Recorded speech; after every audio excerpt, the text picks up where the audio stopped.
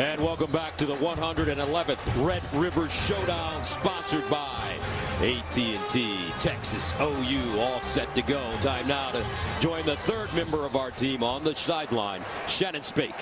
Hey there, Gus. You know, there's no denying the electricity in the air down here, and there's no denying the fact that Oklahoma was pushed around in this game 1 year ago. In fact, they got a visual reminder of that this week as Bob Stoops did something he only does a couple times a season. He showed the entire team clips from last year's Texas game.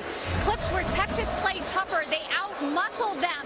Now, I know that this is a very long game, but offensive coordinator Lincoln Riley said the beginning of this game is key. He said we have to come out strong in this slugfest.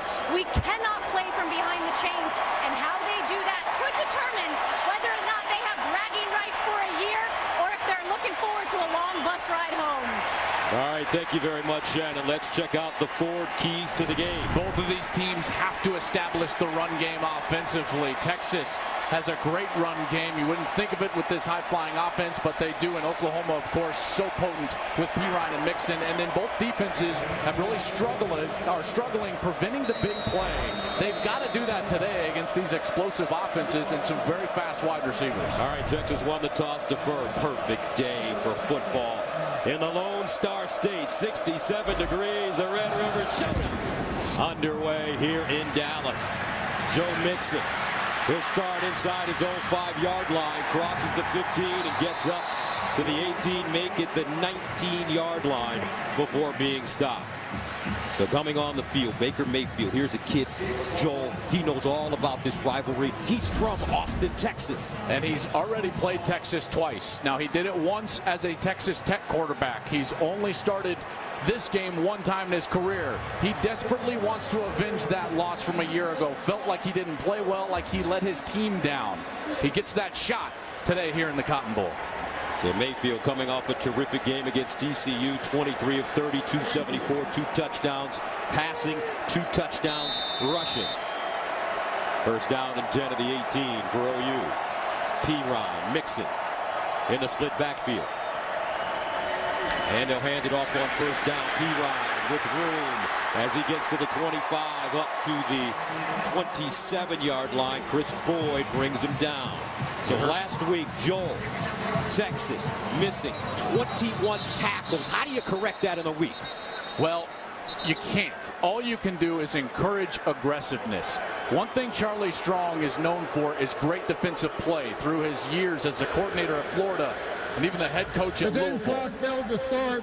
Will the clock operator please reset to 14:50? The clock will start on my signal. Reggie Smith, your referee, one of the best in the college game. So what he can do for his young defense today is allow them to play aggressive by allowing them to blitz and pressure. The eagerness of youth needs to work to their advantage rather than their disadvantage like it did a week ago. Perine gaining 10 yards on first down. First and 10 at the 28.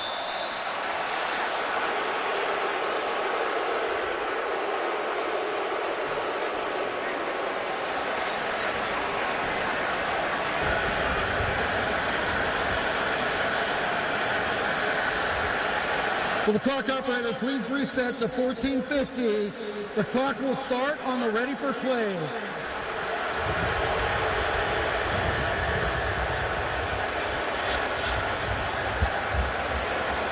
Some cobwebs here in the old Cotton Bowl. That's right. Neutral site game. And you know Oklahoma is just itching to go fast with this up-tempo offense. First down and 10 to the 28.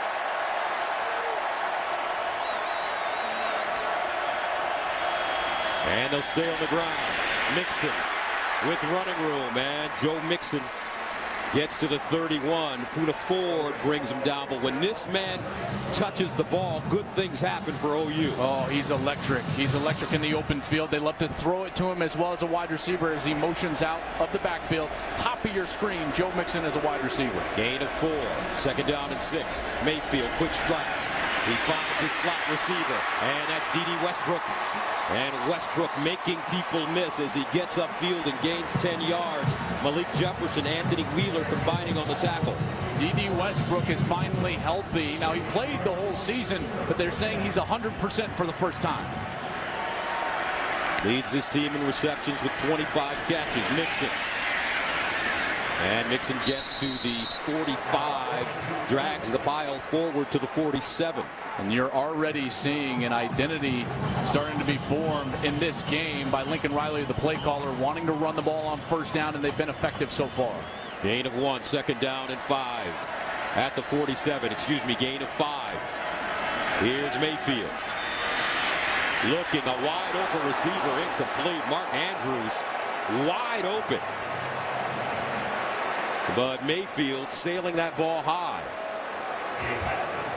Gus, quarterbacks can't explain why, but the hardest player to hit is a wide open wide receiver. You just don't see it. The windows, those tight windows, define the throwing spot for you. And when you don't have it, sometimes you just jump at it, get a little too eager, which happened to Mayfield on the last throw. So this Texas defense with an opportunity to get off the field. 3rd down and 5 at the 47 for OU.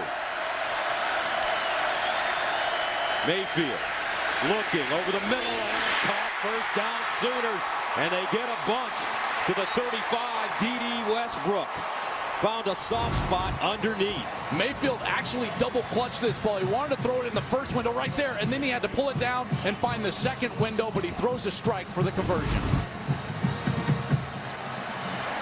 And here's Mixon running it straight ahead. And these two teams very similar. Both want to play fast, but different philosophies coming from different coaches. Well, it's lineage. You know, when you're talking about coaching trees, Lincoln Riley, the offensive coordinator for Oklahoma, he comes from the Mike Leach style of air raid, whereas Sterling Gilbert, the offensive coordinator in his first year at Texas, comes from more of the Art Briles spread. So very different philosophies here for both teams. 2nd down and 8 at the 33. Mixon, skipping, looking, and dragged down. Nice open field tackle by Anthony Wheeler. He's a sophomore from Skyline High School in Dallas. One of 8 sophomores that are starting on this defense. They're so young on this defense. That's part of the reason that they've had so many mistakes and inconsistent play, but they're athletic, they're fast, and they've got a great shot to get off the field here. Opening drive for Oklahoma. That started at their own 18. 3rd down and 9 at the 34. They need to go to the Texas 25 for a 1st down. Mixon, the single setback. Mayfield gives it to him, tries to get around the corner, breaks the tackle, spins, and finally corralled and taken down by Malik Jefferson. And here's a sensational sophomore that knows he needs to make some big plays. One of the most highly recruited players in the country coming out of high school, and Malik Jefferson has put a lot of pressure on himself, saying that he has not played up to standard so far in this young season, and he shows up early on the first 3rd down stop for Texas, forcing a field goal. So Austin Seibert comes in to attempt a 49-yarder. His career long is 46 at Kansas last year. He's also the punter.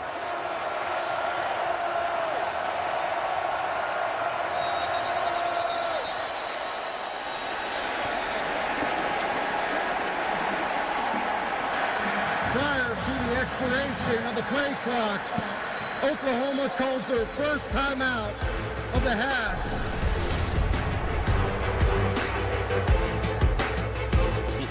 Equipment required.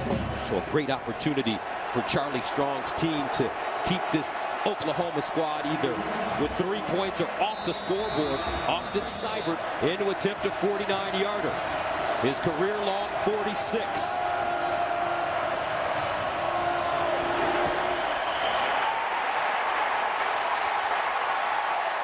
And he missed it. What a huge win for Texas and Charlie Strong on defense. First series as he takes over play calling duties, and this kicking game has struggled for Oklahoma. They had the kick that was returned for a touchdown against Houston in their opening week loss. They also missed a field goal on their opening series against Ohio State as Seibert took it up off the upright. Now Texas with a big win. That is a huge emotional lift for a team that was buried under all the rumors that were swirling around Austin, Texas, and this coaching staff during the week. So now the Texas offense comes on the field for the first time, led by a freshman, Shane Buechele from Lamar High School in Arlington, Texas. 1st down and 10 to the 32. Michelle firing. Woo, almost picked off. Micaiah Quick was shot out of a cannon. Confusion on the outside. Buechele is expecting a hitch, and Micaiah Quick is the one that ran it for him. That one should have ended up in the burnt orange end zone, the other side of the field. So Texas catches a break, 2nd and 10 at the 32. And they'll run it. Deontay Foreman, the junior from Texas City, Texas. And they're missing one of their great running backs. And Shane Buechele is going to be without Chris Warren, second leading rusher in the Big 12, as this true freshman has played so well, 65%. They've waited so long, Gus, for a starting quarterback at Texas. 3rd down and 7. Buechele on course, down the sideline for Burt. In the air and incomplete. Terrific defense. Jordan Thomas bats it out of his hands. And Texas goes 3 and out. Really good throw from Shane Buechele. He's going to throw it up high. Burt has a chance, but that's just an exceptional play by Jordan Thomas. That's something that Oklahoma has struggled with all season long, that 50-50 ball scenario down the field, and Thomas gets a big bat away there. Michael Dixon, the Australian punter, will send it away from the 21-yard line. Joe Mixon, the deep man.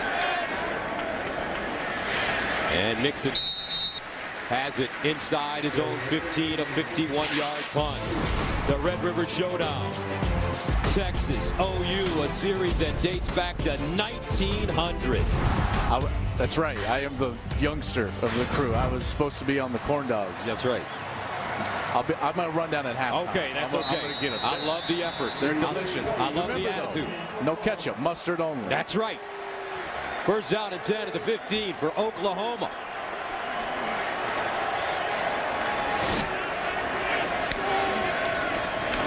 Play action. Mayfield rolling out of the pocket, throws on the move, and has his receiver on the far side. It's a catch. Once again, D.D. Westbrook, the redshirt senior. And he has been having a terrific season.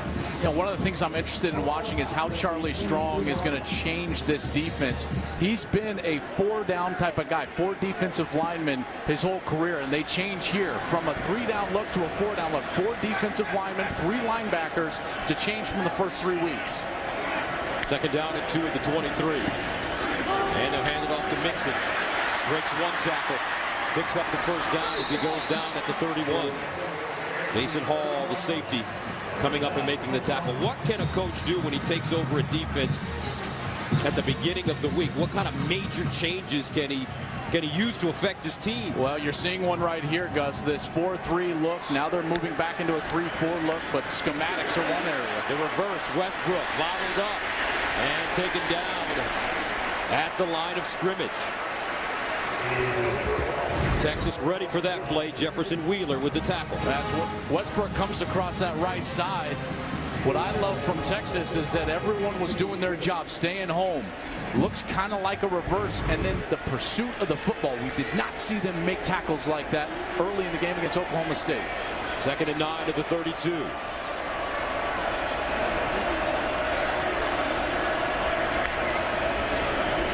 Mayfield, play action fake over the middle.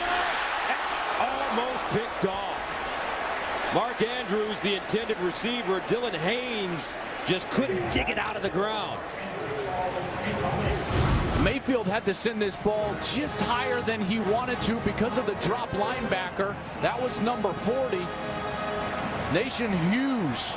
And because of that, it was too high for Andrews. Texas looking for their first interception of the season. 3rd and 9 at the 32. Oklahoma got their first last week against TCU. Mayfield with time underneath. Caught Andrews. And he lost it. Picked up by Texas. Our first turnover of the game, Dylan Haynes. And that's an interception. Texas with their first pick of the season. They went right back to Andrews over the middle, and he just couldn't hang on. Dylan Haynes is there for the interception. First of the year for UT. their second turnover of the season. Last year they had 18. So Shane Buechele starts at midfield, first down and 10. He'll throw it, looking. Now bounces out of the pocket in hot pursuit, Oklahoma, and Emmanuel Beal tracks him down. We saw the blitz game be so effective for Oklahoma a week ago, and here comes Beal. He's going to come over the right side of the center. He's going to work right, and then he never quits coming. Right there, gets to Shane Buechele, gets him to the ground. Huge first down play, great coverage on the back end. Buechele nowhere to go with the ball. That's a loss of 5, second and 15 at the 45. Deontay Foreman in the backfield with Buechele. Foreman runs it. He's got some space, and he'll get into Oklahoma territory. Remember last year in this game, Joel, Texas rushed for 313 yards, 117 by Deontay Foreman. He had a great game, but remember they had Gerard Hurd as their quarterback, and there was so much quarterback run involved in that, and the threat of Gerard Hurd, who has now moved to wide receiver. This is a different offense. Hurd in the slot at the bottom of your screen, and a timeout called by OU. 8:20 to play, first quarter, no score in the Red River Showdown. Texas faced with a third down and 9 at the Oklahoma 49. Oklahoma has used 2 timeouts already, and we have 8:20 to go in the first quarter.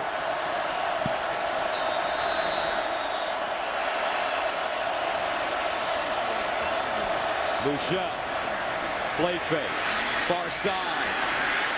And incomplete. That ball intended for Amani Foreman, the twin brother of Deontay Foreman. And Texas will have to punt. There's a lot of contact over there from Micaiah Quick, number 16 in coverage. He did a great job of taking Foreman all the way to the sideline and using the sideline as the extra defender. So Michael Dixon will punt it away. He's at his own 37. Joe Mixon standing inside the 10. End over end kick. Mixon has it at the 5. A 43-yard punt. Today, it's NLDS Game 2 as the Dodgers battle the Washington Nationals. Your MLB postseason continues today at 4 Eastern on FS1. Dodgers won last night 4-3. They got to feel like they dodged a bullet there, because Kershaw didn't pitch his best. Knocked out in the 5th.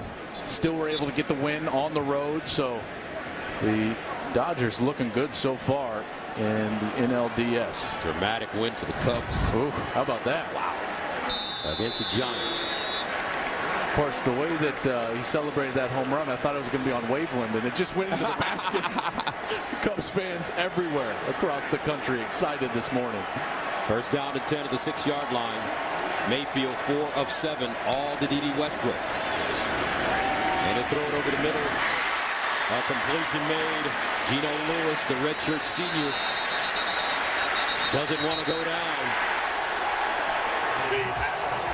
Brandon Jones trying to strip that football. Geno Lewis, the backup Y position or tight end position to Mark Andrews, who just dropped that ball for the interception on the previous series. So Geno Lewis in right away. Gain of 12, first down at the 18 for OU. Mayfield looking, drops it off. Perine, the intended receiver, but Texas bringing a lot of pressure. Mayfield did a really smart thing there. When you're under duress in the screen game, trying to burn the football is never a bad idea, but you have to do it in a smart fashion towards your intended receiver, not down the field, so that linemen downfield aren't called and you don't get, obviously, the intentional grounding penalty. Second and 10.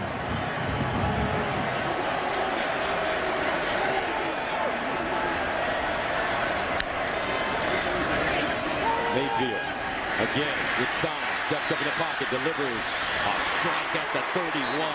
Terrific throw for Baker Mayfield, and A.D. Miller calls it in for a gain of 13.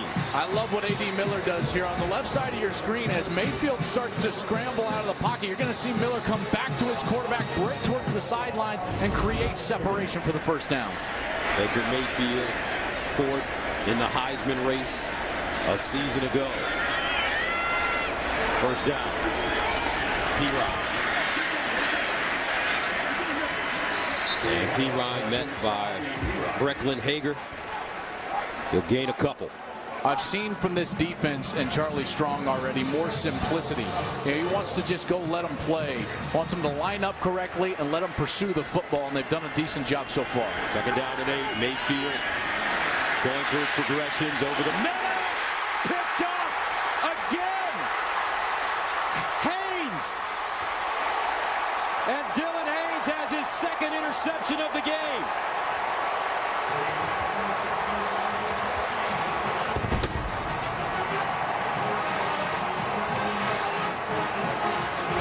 Mayfield is furious because you're going to see Geno Lewis, number 5, get knocked down. He just gets hit in the middle of the route. How there's not a penalty flag on the ground, I will not know. Oklahoma should be furious. Absolutely a foul. The benefactor, Dylan Haynes, with his second interception, and Mayfield is livid. I would be as well. Absolutely should have been a call. That should be called back. An Oklahoma ball. What a break for Texas. How did they miss that? That is as plain as day in the middle of the field. Now they bring in the 18-wheeler, Tyrone Swoops.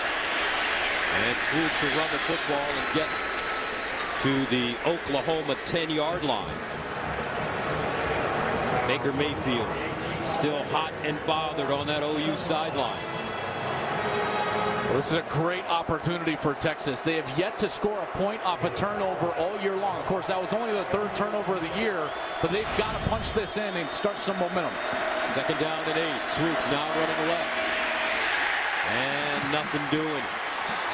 As Emmanuel Beal comes up and makes a tackle. Oklahoma has given up 31 points off turnovers, the most in the Big 12 this season.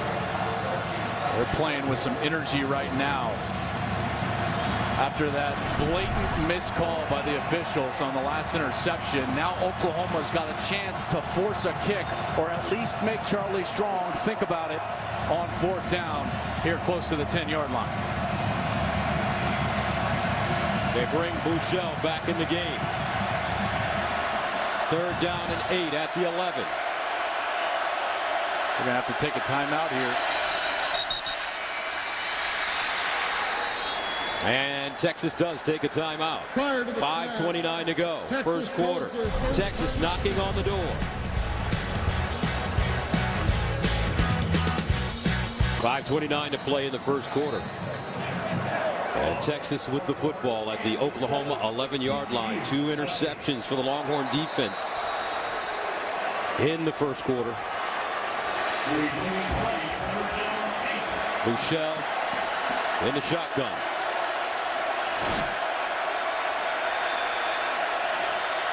Oklahoma is showing straight man-to-man with a blitz. Buechele 0 for 3 to start this game. He's been sacked once.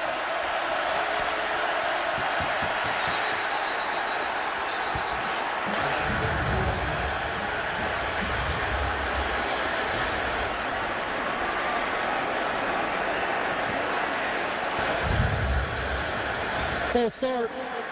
Offense, number 76. 5-yard penalty. 3rd down. That's Kent Perkins, the right guard from Dallas. Nothing more frustrating than that as a head coach out of a timeout to make a mistake like that.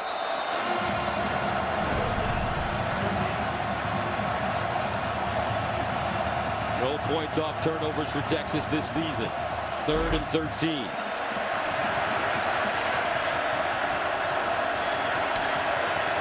Buechele over the middle and incomplete. That one thrown behind the intended receiver, Colin Johnson.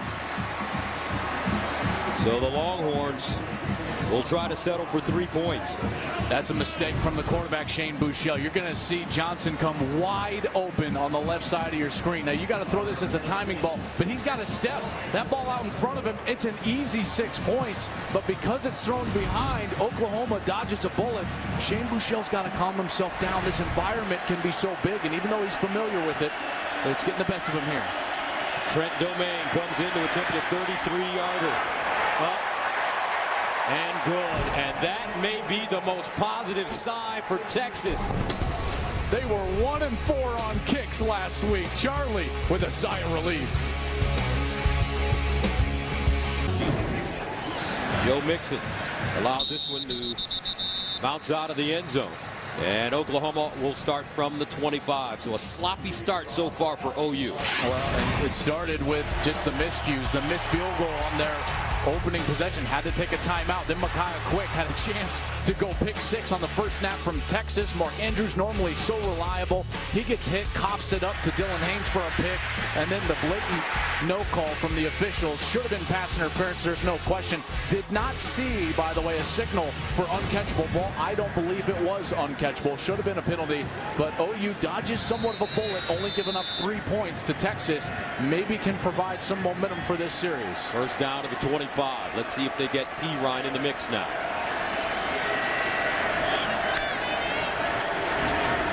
Samaje playing right. And Perine crosses the 30 up to the 33. Samaje Perine coming off a terrific game last week. 98 yards and 2 touchdowns on 17 carries against TCU. 2nd and 2. Perine again.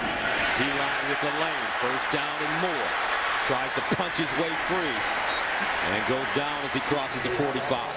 That's a gain of 14. They said he's finally healthy. Remember, he was battling injuries last year. He had the surgery in the offseason, and now he's finally 100%, and he's starting to show that explosiveness. First down and 10 at the 47. Perine again. Skipping, looking, dips, and he'll get inside Texas territory. It's a gain of 5 for this young man from Pflugerville, Texas. 5'10", 235. I love what he was able to do there, Gus. He kind of skips, finds a lane, and then a physical finish at the end. 2nd and 5.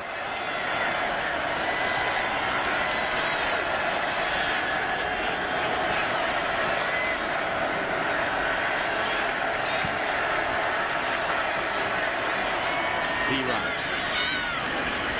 And he'll lean forward and be about a yard short of the first down as Gerald Wilbon comes up with the stop for Texas. You know, I love what Lincoln Riley here, the play caller, is doing, because he's allowing Mayfield to settle down after that emotional interception with the non-call in the last series. What has he done? He's come out and given the ball to his big back, Samaje Perine, every play so far of the series, and allowed Mayfield now to settle in here for a 3rd down opportunity.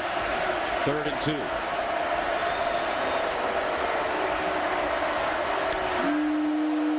Mayfield to throw. Mayfield over the middle and incomplete. Andrews, shaky start for the redshirt sophomore from Scottsdale, Arizona, as he drops that one. But on 3rd and 2, you're running the ball well. Why don't you run the football? I certainly think that they should have, and clearly Andrews is struggling just a little bit. So sure-handed, such a great threat, including on 3rd down. But I completely agree with you, Gus. Samaje Perine had really not been stopped all series. He should have gotten the ball there. Austin Seibert punting from the 41. Amani Foreman, the deep man. Fair caught at the 15. Tonight, we've got a big rivalry game on Fox at 7 Eastern. The 5th-ranked Washington Huskies, led by quarterback Jake Browning, are in Eugene to take on Royce Freeman and the Oregon Ducks. Then at 10 Eastern on FS1, Arizona takes on 24th-ranked Utah. And it's all streaming live on Fox Sports Go. I mean, you talk about bad blood. There's serious bad blood here, but that Washington-Oregon game, Washington has lost 12 straight to Oregon, and the Huskies would like nothing else than to make this season even more painful for the Oregon Ducks. First down and 10 for Texas. Foreman. Texas with only 6 yards of total offense, but the Longhorns lead the game. Jordan Wade plugging up the middle. I remember Chris Warren is not in this ball game. They're normally a 2-back system where Deontay Foreman and Chris Warren are sharing carries. They have not been able to get Deontay Foreman going so far in this run game, and they are missing Chris Warren, a big back, 6'2", 252 pounds. 2nd down and 9, and they'll run it again with Foreman. They'll pound it forward. Ball loose on the ground. Oklahoma says they have it. And they do. Stephen Parker comes up with the fumble recovery.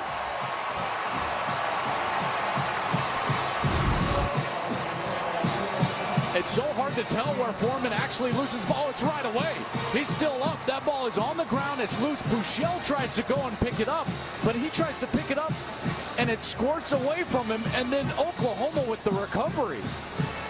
Ovo Arancro knocking that ball free. Stephen Parker, for the second straight week, comes up with a huge turnover. He had the interception last week against TCU, but OU, what a huge play defensively, giving themselves a short field like they've done to Texas twice so far. So Texas turns it over for the first time. 3 turnovers in the first quarter. First down and 10 at the Texas 16 for Oklahoma.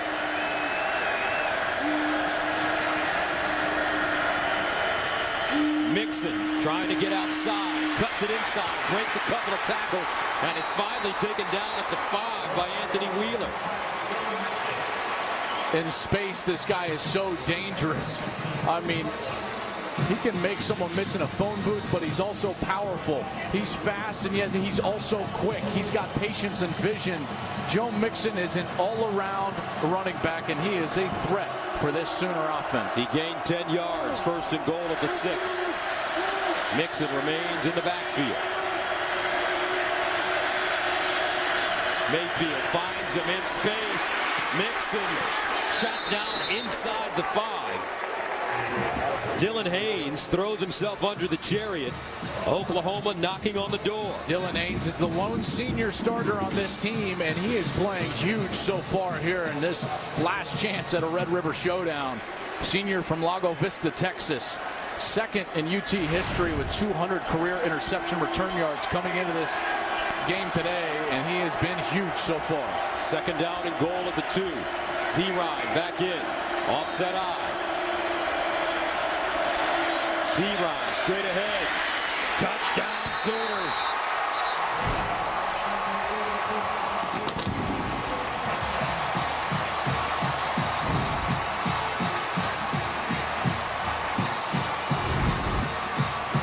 We're going to get the double team right here. And movement at that point is what allows Pirine to get in. Goal line situations, you've got to win in the trenches. And Oklahoma's able to do that with Alex Dalton and Drew Samia. Oklahoma 16 for 18 in the red zone this year with 12 touchdowns. And here's Seibert to attempt the extra point. And it's good. Samaje squads have scored after a turnover. It was just the difference being OU's defense held Texas to that field goal. So Amani Foreman, the deep man.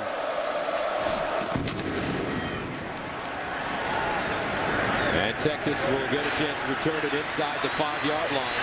Foreman with running room, still on the move as he gets all the way up to the 35. Now let's go to Mike Hill in Los Angeles for a Carl's Jr. and Hardee's game break. Fellas, this is Hardy. Check out this play on the Pittsburgh-Georgia Tech game. Nathan Peterman, the quarterback, throws back to his offensive lineman, Brian O'Neill, and the 6'6", 290-pound lineman getting it done. 24 yards for the score. Big fella making it happen, putting Pitt up 7-0 in the first. Back to you. Makes me feel like Dan Marino's about to run out with those uniforms, you know? The throwbacks for Pitt. And the big fella getting a touchdown, man. What a thrill for him. First down for Texas. Their offense has struggled, only 8 yards total. Foreman. And he's wrapped up and taken down immediately by Jordan Evans. Sterling Gilbert, the offensive coordinator for Texas, he's got to find a way to get Shane Buechele. That's Micaiah Quick, who's down on the far side. Junior from Fresno, corner, as he's lined up on the outside of the numbers, number 16, and he gets chopped down right there, right in that left leg.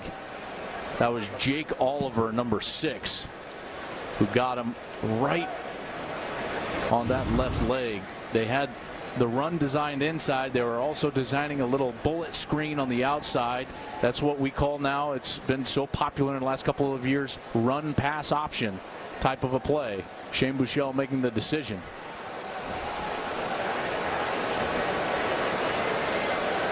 So Micaiah Quick being looked at. You know, this is a big deal for OU because their corner spot opposite of Jordan Thomas has been a revolving door, trying to have somebody step up, and Micaiah Quick did so a week ago, really earned that starting gig and has played well, had that opportunity early in this game. And now they'll have to go back and circle through those revolving doors again. Parrish Cobb has had time over there, a true freshman, number 4. He's been battling an injury. Dakota Austin was the starter a year ago, number 27.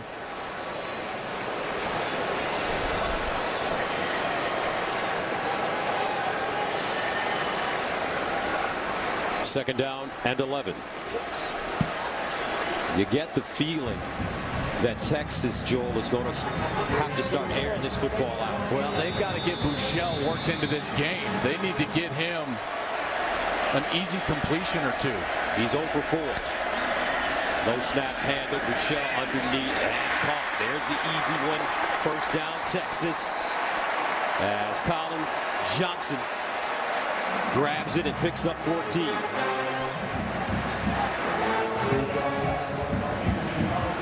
Kyle Porter comes in at running back. Buechele whips one to the near side. This time it's Lorenzo Joe.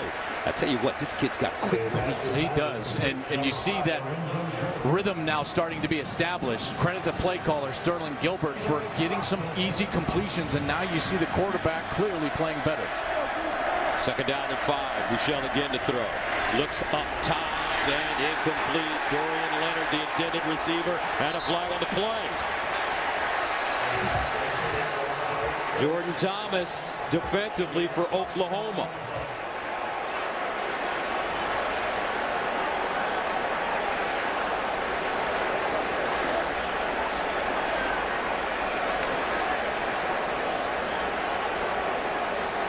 Clearly some contact down the field, no question about that.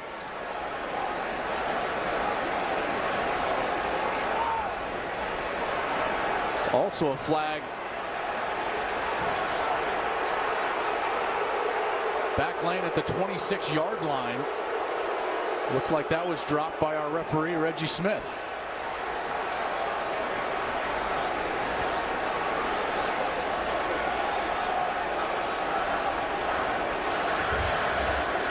There are 2 fouls. Pass interference, defense, number 7. That's a 15-yard penalty. After the play, personal foul, unnecessary roughness, defense. An additional 15-yard penalty, first down. So here's the pass interference first. Jordan Thomas, hands clearly on the wide receiver. Pretty easy call for the official. And after Buechele got rid of it, down around. Actually in the backfield. In the backfield. How is that called just on one player? I don't understand how that's called just on one player. It's probably because he ripped his helmet off, clearly, but 2 tangoing back there. And that's called on Okoronkwo, and now another short field for Texas. I got to tell you, though, Gus, this has been very shaky officiating so far. 30 yards in penalties against Oklahoma. First down and 10 of the 19 for Texas. Buechele pumping, looking, steps up in the pocket, wants to run it, has some room, hits the edge, and tiptoes out of bounds at the 11. Shane Buechele, very elusive. He ran for 1,800 yards in high school at Lamar. 2nd and 2 at the 11. Not his forte, but clearly quick enough to hurt the defense with his feet. They run it straight ahead. And Kyle Porter stopped by Emmanuel Beal, and that should take us to the end of the first quarter. With the score, Oklahoma 7, Texas 3.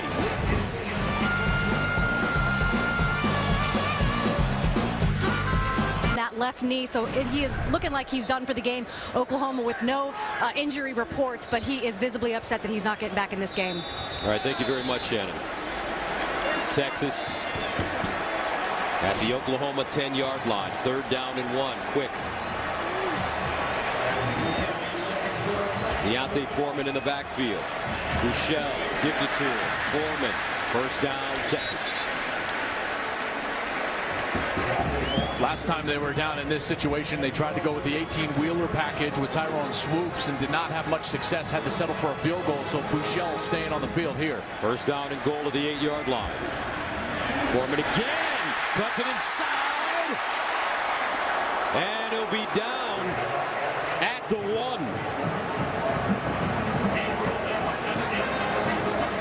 Texas quickly to the line of scrimmage. He's such a big back at 249 pounds. This is not the spot to get cute. Timeout for an injured player.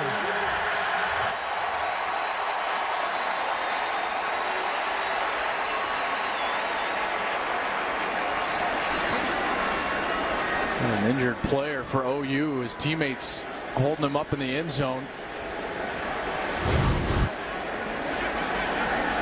Looked like maybe it was, Ahmad Thomas, number 13, who made the tackle. He's going to come out of the game. He went low. Oh, looks like he took a knee to the head. That is not what OU fans want to hear. Charles Walker, starting defensive lineman, out with concussion today. Will Johnson has been out with those symptoms. Tay Evans had to retire from playing college football because of his concussions. Just retired this week.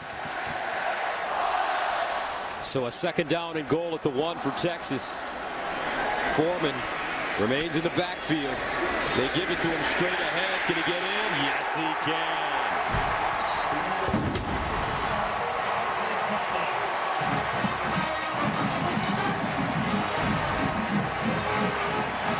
This Texas team looks a lot different than the one we saw on tape last week against Oklahoma State. No question about it. The energy that they're playing with right now, you can tell they're playing for their coach. They're playing emotional football. Not just the environment, but the situation in Austin has this team geared up, ready to go, and they're showing it today. Domain comes in to attempt the extra point.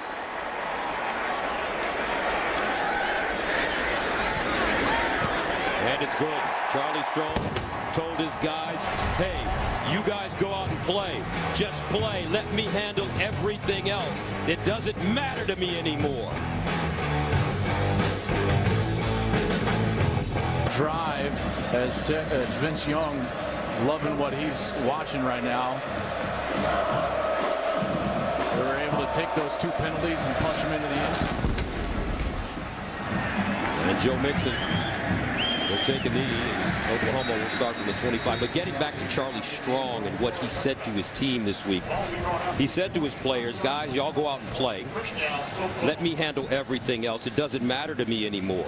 What's going to be said is going to be said. I say we were in a similar position last year. You guys go handle the business on the field and let us get you coached up. I wouldn't even say similar. I think a worse position. They were 1-4 coming into this game. Had not played nearly as well as they did in their first couple of weeks, including a win over Notre Dame at home. So Charlie's got a talented team. He's going to fight and claw and scratch to get himself to next season when this team matures and comes of age. But they're playing well today. First down and 10 at the 25. D.D. Westbrook, the motion man. And a whistle. Early start there for Oklahoma on the left side of their offensive line. Might have been offside, though, from Texas prior to Oklahoma moving. False start. Offense, number 72. 5-yard penalty. First down. So here's where this is going to come. But Malik Jefferson was also coming up to the line of scrimmage. I thought that maybe he was in the neutral zone. He wasn't, and that didn't influence what was going on with the offensive line. 72 is Ben Powers coming into the starting lineup. Last week was his first start against TCU. So a 1st and 15 for OU. Mayfield to Westbrook at the 20, 25, 30, and finally wrestled down at the 32-yard line. Jason Hall comes up and makes the tackle from his safety position. I don't know if there's anyone else left. So great tackle by Jason Hall in the open field against a very fast wide receiver. That's something we did not see a week ago. Second down and 3 after the 7-yard gain. Now Westbrook Cuts it back, tries to spin, goes down. Now that's the kind of open field tackle by Holton Hill that Charlie Strong is looking for. One-on-one situations in space. Too often we see in college football the head of the defensive player go down, and while he was faked out a little bit, Holton Hill was able to stay up and then get that right hand on the heel and get Westbrook to the ground. 3rd down and 2 of the 33. Oklahoma 1 of 4 on 3rd down conversions. Ryan and Mixon in the backfield. Mayfield to Ryan. They'll make that Mixon, and Mixon picks up the 1st down. Joe Mixon and Samaje Perine in the backfield at the same time present so many problems for the defense because of that cross action like you just saw, where Perine's going right, Mixon's going left. You got to defend both. 1st down Oklahoma. Mayfield to Mixon, and Mixon tripped up in the backfield and goes down. Jason Hall again with the tackle. And there was a blitz right here from his safety spot. And I love how he keeps it tight, and then he gets down and low and goes for the feet of Mixon. Great play by Jason Hall. 1 yard loss, 2nd and 11.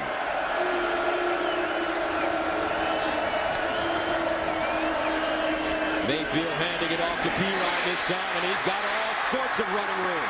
Samaje Perine down at the Texas 35. Chris Boyd had to hop on to tackle him, but it's a gain of 30. Here's the key block. Right at the spot. Number 97, Chris Nelson, gets turned, opens up the hole for Perine. They'll run it again. Perine. Samaje Perine set the FBS single-game rushing record with 427 yards on 34 carries and 5 touchdowns against Kansas in 2014. You know what I loved about that game? He didn't go for like 301.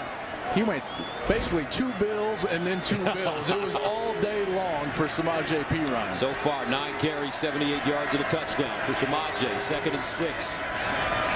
Mayfield steps up in the pocket. Now scrambles, throws on the move, has his receiver at the 30. Mixon, who gets knocked down at the 24. Joe Mixon. Elusiveness in tight spaces is such a great trait for a quarterback to have, as we've got a Texas Longhorn player down. That looks like Chris Nelson, the nose tackle, number 97, sophomore from Lakeland, Florida. It's the Big 12's Defensive Player of the Week. It's September 6th. And you alluded to it moments ago. Charlie Strong, with all these young players on defense, he finally has his quarterback. Yeah. He knows that if he can get to next year, if they can be patient enough with him to get to next year, that this whole situation could turn around. For Charlie, the problem is not necessarily his record. It's not the fact that he's 2-2. It's the way that they're losing games. The fact that their defense has been ripped through the last couple of weeks. 500 yards in each of those games they've given up. Cal with a great quarterback in Davis Webb. Oklahoma State, great quarterback in Mason Rudolph. The problem is everybody's got great quarterbacks. They're still going to see Kenny Hill, who can put up numbers. They've got their quarterback, Shane Buechele. They're seeing Baker Mayfield right now. They've still got Patrick Mahomes in the Big 12. So the fashion in which they're losing is what's angering the base. Well said. 1st down and 10 of the 24 for Baker Mayfield, who started his career as a walk-on at Texas Tech. Mayfield handing it off. And Mixon, not a lot of room on that right side. Poona Ford. Texas says they've turned it over. The ruling on the field is a fumble recovered by the defense. 1st down.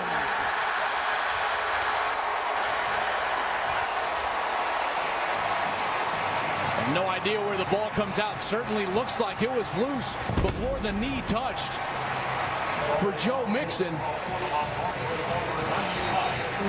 No, I think his knee was down. Boy, that is close, isn't it, Gus? I think so, but I think his knee was The ruling down. on the field of the fumble is under further review. Poona Ford was the one that was ripping at the ball. Don't worry, That last angle was our best angle, there's no question.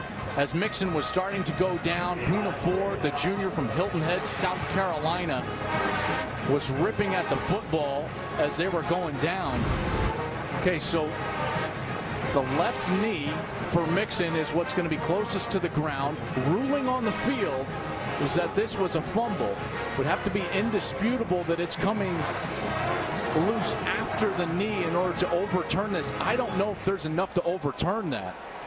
It's so difficult to tell exactly when the knee goes down and when the ball starts coming loose. Very difficult on that angle. I can't imagine that they would overturn this with the call on the field being fumble and recovery for the University of Texas. And vice versa, Gus, I don't think they would overturn it if it was ruled down by contact.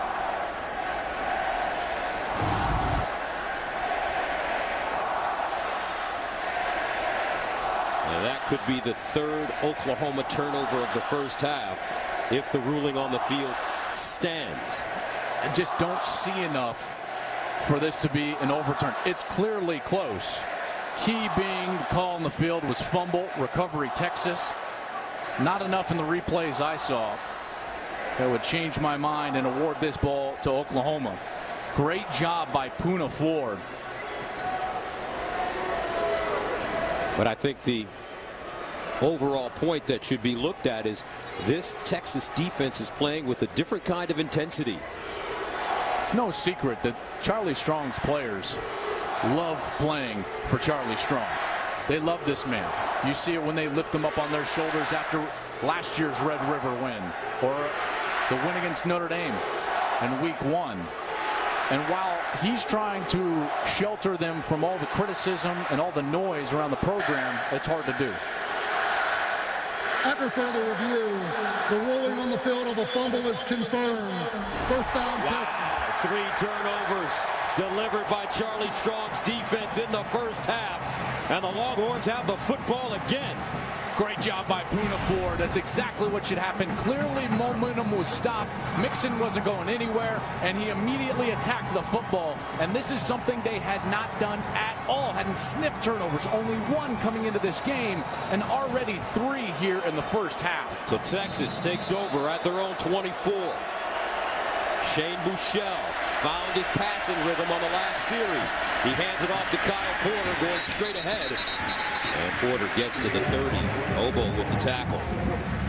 Really love the story of Kyle Porter, a true freshman from Katy, Texas. Went to 4 straight state championship games, won 2 of them. An electric player. Second down and 5. Porter again. This time we'll be lucky to get back to the line of scrimmage. Just swarming. Sooner defense led by Capri Doucette. They're going to have to find a way to rest Deontay Foreman, which is why Kyle Porter was in the game. But now no running backs, empty backfield. It's on Buechele's shoulder. Remember Buechele, he's got nifty feet. Third down and 4 at the 30.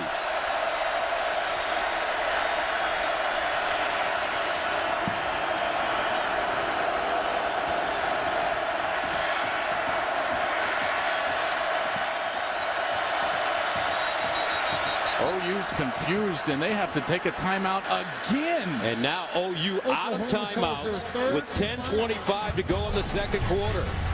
Some confusion with the Sooners on D.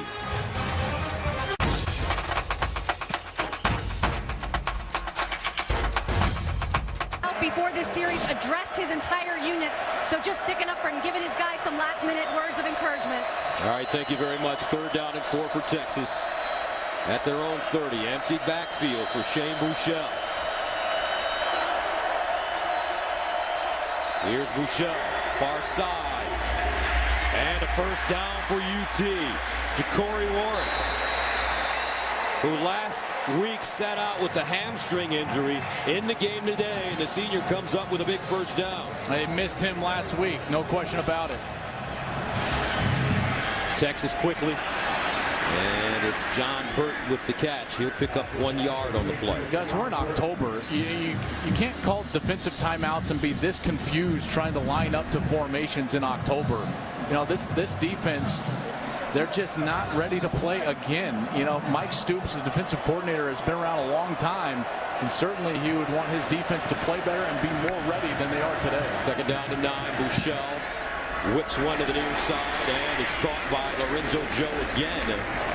And Lorenzo Joe getting out of bounds at the 46 for a 6-yard pickup in front of Stephen Parker. And some of that is all these injuries. You've got 5-6 starters out for Oklahoma, so a lot of backups trying to get their feet wet. Buechele tucks it, spins, and gets to midfield and a first down for Texas. Stephen Parker chops him down. Good read from Buechele, and then shows a little athleticism with the spin in order to dive for the first down. Gotta love it. First down and 10 at midfield for UT. Buechele sets up, throws a deep ball wide open, and incomplete. Wow, he had John Burt wide open, and Buechele just putting too much air under that one. He had to get rid of that just a hair early before he actually saw Burt down the field. Just misses it because Okoronkwo, the outside linebacker, was right in his face and forcing him to deliver the ball before he wanted to. He knew it. He knew he had the home run ball and missed it. Second down and 10 at the 50. They'll hand it off to Porter.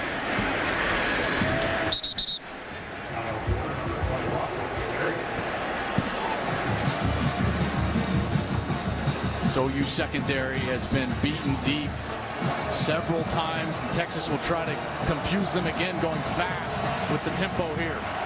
3rd and 9. Trips at the bottom of your screen. Buechele looks that way, pumps, and he's sacked for the second time. OU blitzing, Matt Romar and Obo combining on the sack. Okoronkwo is their best pass rusher.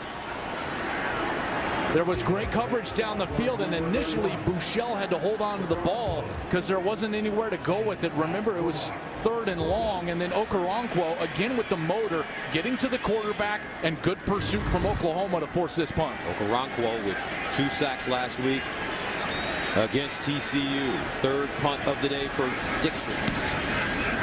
He drives this one to the far side. Mixon will run it, and it's a college football tradition. 10-7, Texas. Oklahoma has had success rushing the football. The combination of Perine and Mixon, 19 carries, 110 yards, and a touchdown. First down at their own 12 for OU. And Perine breaks 1 tackle. Gains a yard on the play. Anthony Wheeler finally brings him to the turf. Now, this defensive front 7 has played well so far.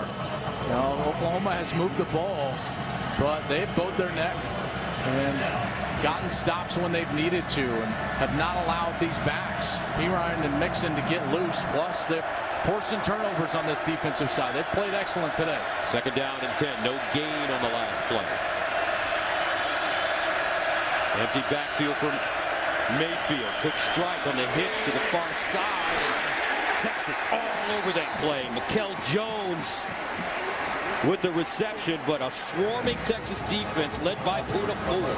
Poona Ford, Paul Boyette, number 93, a senior, one of the few seniors on the 2 deep, getting the job done. Great pursuit, and they are tackling better than they have all season long. Another 3rd down opportunity here for Texas. Do they bring the pressure?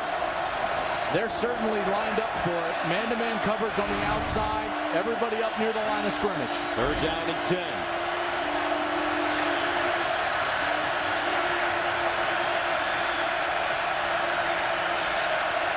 Mayfield steps into his throw. He's got a receiver far side.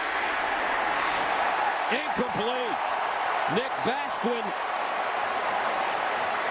didn't get a foot in bounds. And Oklahoma will have to punt. Pass intended for number 83. Or did he? He may have been bobbling this as he went down to the ground. Yes, clearly loose as he's out of bounds. Great call by the officials. At first, it looked like a great completion, but no control through going to the ground. And Texas forces another punt. Great coverage on the outside. And Gus, they did heat him up. Charlie Strong starting to get a little aggressive now, getting those old juices flowing as the defensive play caller. An excellent call there, forcing Mayfield to throw it maybe a little before he wanted to. Charlie Strong, the defensive coordinator when Florida won the national championship with Urban Meyer. They're going to take a look at this again, but they're going to see what we've already seen, that Nick Basquin, the sophomore from Norman, had possession early, but didn't make an act common to the game. Can't establish him as a runner at that point, which means he has to control the catch through going to the ground. And he clearly was bobbling that when he hit the ground, and it was After loose. further review, the ruling on the field of an incomplete pass is confirmed. It's 4th down. Excellent job. Charlie has got it going a little bit, and you can feel the momentum of that defense. They're playing faster, Gus, but I think the main part of what's different with this defense today is they're playing under control. Fast and under control. Charlie's done a heck of a job so far as the defensive play caller. So Oklahoma will punt it deep in their own territory. Amani Foreman back at his own 45. Texas with a chance to get some good field position. Cyber punting out of his own end zone. Foreman signaling for the fair catch and has it at the 42. A 45-yard punt. Young Shane Buechele, a freshman, back on the field right after this.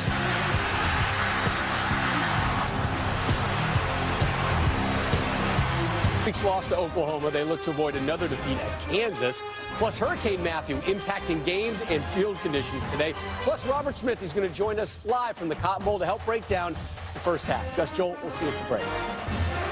All right, Rob, thank you very much as Texas takes over at the 42. And they'll run it with Deontay Foreman.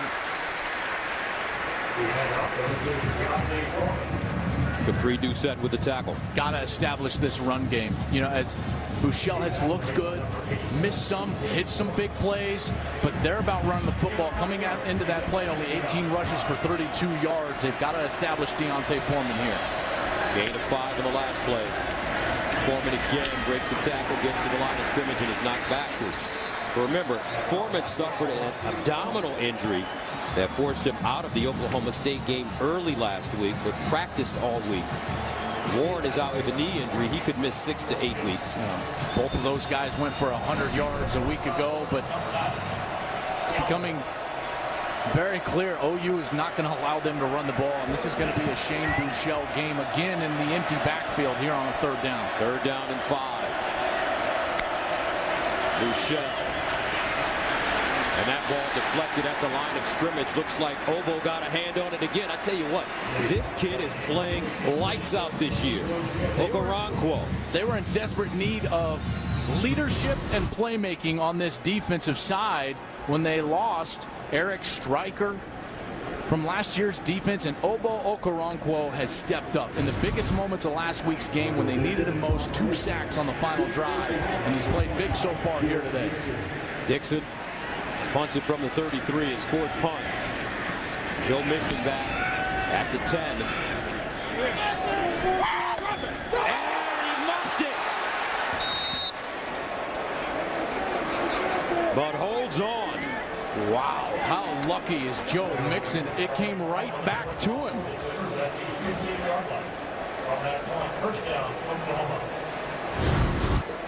Three turnovers for Oklahoma in this game. And I hadn't seen him make a fair catch symbol.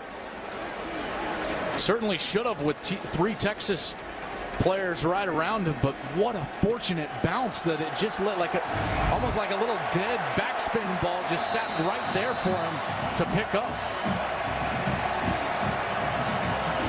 So Oklahoma coming back on the field.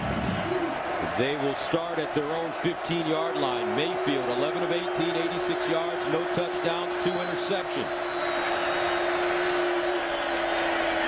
And they stay on the ground. It's Samaje Perine who'll tumble forward. Deshaun Elliott comes up with the tackle for UT. I really like what Bobby Evans is doing, number 71, the right tackle. Playing very well right now. He's just a redshirt freshman, but he's getting a lot of movement at the line of scrimmage. 2nd and 1. Mixon. 1st down. Jordan Elliott brings him down. This offensive line for Oklahoma has been patchwork during the course of this season. They've been missing Jonathan Alvarez this time. They had Cody Ford hurt. Ben Powers has gotten time. Transfer from Butler Community College. Eric Wren, number 58, the center, a walk-on, was awarded a scholarship last Monday before the TCU game. First down. Remember, Oklahoma out of timeouts. 4:20 to go in the first half. Mayfield looking over the middle. Incomplete.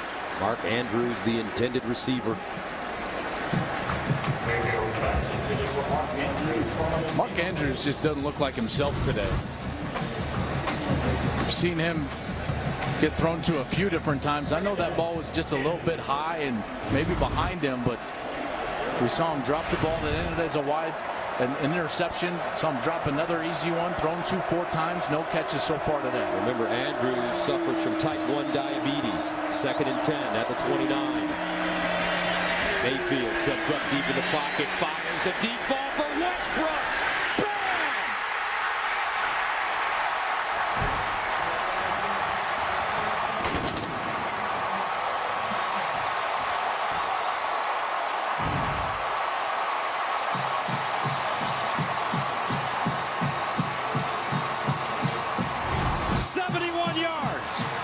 When you get the free safety to go with the movement of the quarterback, what happens is the backside post route becomes wide open. And when you got a healthy D.D. Westbrook, game over. Westbrook coming off a career game last week against TCU. Extra point goal, 7 catches, 158 yards and 2 touchdowns. A huge one here. 71 yards. Oklahoma back in business. Whopper. Fries. Soda. $10. Someone's gonna get fired. Fired and Flame Grilled. Get 2 100% beef Whopper sandwiches, 2 fries, and 2 drinks now for just $10. It's the 2 for $10 Whopper meal, only at Burger King. Before Hendo tries to take Bisping's belt, UFC 204 starts here. By knockout, by submission, Pickett and Alcantara win any way they choose. UFC 204 prelims, tonight at 7 Eastern on FS1. D.D. Westbrook having another spectacular day in the first half. 7 catches, 121 yards, and a touchdown. And it didn't take OU long to score. 4 plays, 85 yards. Great design on the play there from Oklahoma, but another big play given up by Texas. This one deep in the end zone. And Texas will start from the 25. Let's go to Mike Hill for a game break. As you guys know, the effects of Hurricane Matthew a factor in several games, including the Notre Dame-NC State matchup. 3-zip Wolfpack here. Irish threatening, though. Deshaun Kaiser looking for somebody in the end zone, finds the wrong person. That is Jarius Moorhead of NC State. Low scoring, messy as expected. 3-0 at the half. Gus Joel, back to you. All right, thank you very much. Remember the big win for Texas this year coming against Notre Dame. Well, and that's unfortunately for Charlie, one of the factors, of the concern, the base, right, is that great win all of a sudden doesn't look so great anymore because of the struggles of Notre Dame. First down to the 25. Michelle puts it right between the numbers as Hurd, the converted quarterback, having a nice sophomore season. He's one of these guys that we've seen at quarterback. It's been 6 years that this fan base has waited for a kid like Shane Buechele to be their quarterback, and they finally got him. Foreman will make that Buechele running the football, and he'll pick up the first down. Remember, since Colt McCoy left, it's been guys like Garrett Gilbert and David Ash. We've had Case McCoy, Tyrone Swoops, Gerard Hurd. Now they've got him. They've got the quarterback that they've so desperately wanted, and they've got to fix all the other areas of their team right now. Buechele, and he skips that one to Warwick. And is it a catch? No, it isn't.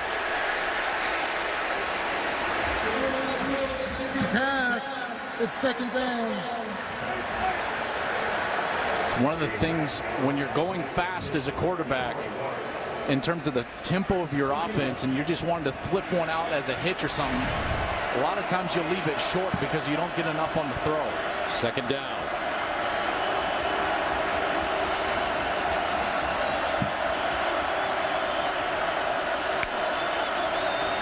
Bouchel under pressure.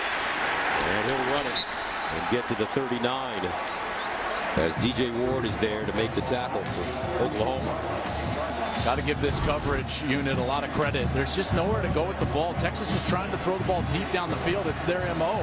You know, they've only attempted 4 passes this year over the middle of the field. They either throw it deep or they throw it short on the outside, and Oklahoma is taking advantage of that right now. Third down and 9. Bouchel scrambling. Steps up on the move. Caught! Nicely done by Colin Johnson, the freshman. And a first down for Texas. Gain of 20. Where they attack finally the middle on a broken play. And the middle of the field is going to be wide open for Texas because OU is not defending it right now. Far side, another completion. John Burton. And I like the size of Colin Johnson. He's 6'6". 212. Another one of these talented freshmen. You know, they've got so many inexperienced players. They played 32 true freshmen last season and this season.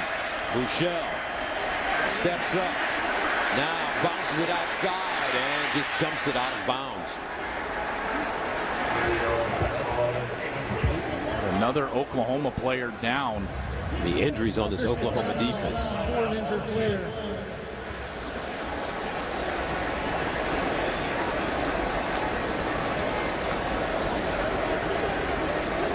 It's like Jordan Wade, number 93.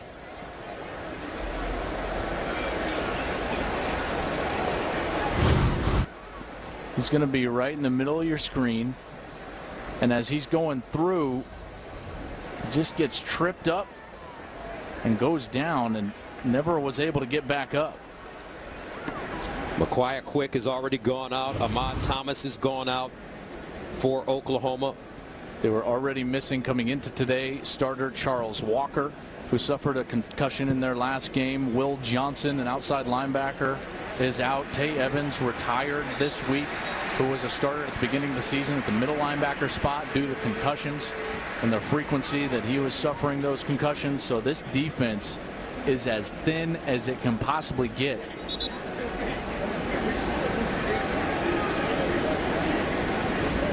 So Wade walking off on his own. That's a one spot that they do have some depth, the defensive line. So in for Wade will be number 92, Matt Romar, junior from Port Arthur. Very good player, very experienced player, and a great run stuffer. He comes in at 304 pounds at the nose tackle spot. And Matt Romar missed nearly the first month of the season due to a concussion. Third down and 5 to the 38. They run the Wildcat with swoops, and he's close to the first down. I don't know, you can't call, is it a Wildcat? Because he rarely throws the ball. Would you stick with the 18-wheeler? I think that's the way it goes, and they're going to go for it on 4th down here with the 18-wheeler. This time they hand it to Foreman, and he picks up the first down.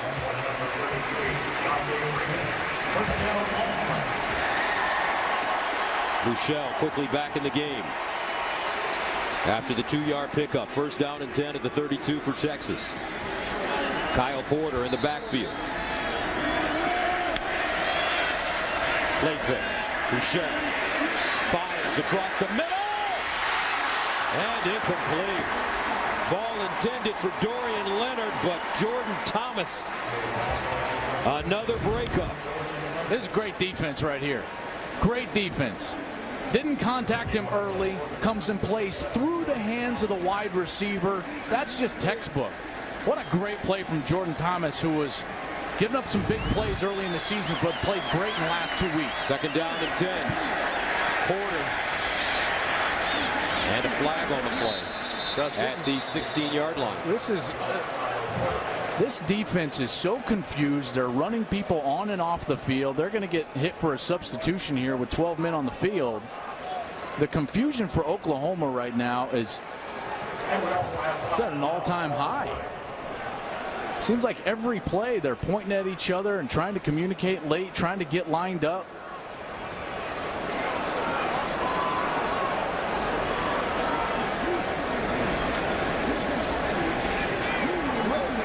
I think the discussion is whether or not one of the Oklahoma players had an equipment issue. Illegal substitution, defense. The 12th man did not make it up the field.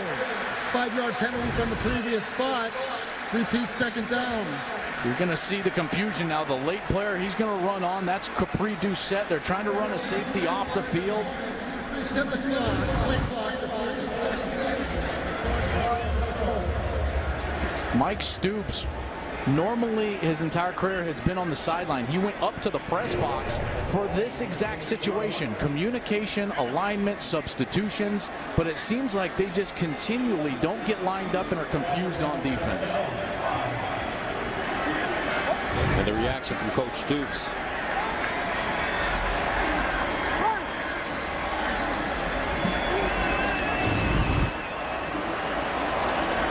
Second down and 5 at the 27 for Texas. 1:37 to go. Bouchel in the corner. And incomplete. John Burt, the intended receiver, and once again Jordan Thomas covering. He's got a workout in today. He sure has, and you know they're threatening the wrong corner. They're attacking the wrong corner. Jordan Thomas is the one making plays, and Bouchel paid the price. Capri Doucette, number 1, comes in and just lays the hammer on the true freshman. Third down and 5 at the 27. And they'll go with the running game, and a first down for Texas at the 20 as Deontay Foreman got enough. Neville Gallimore finally stops him. First down, UT. Well, you wouldn't say that they've established the run, but they've gotten some critical runs on third down on this series to extend the drive. From the 21, Bouchel. And some miscommunication on the route that time. Dorian Leonard broke it off.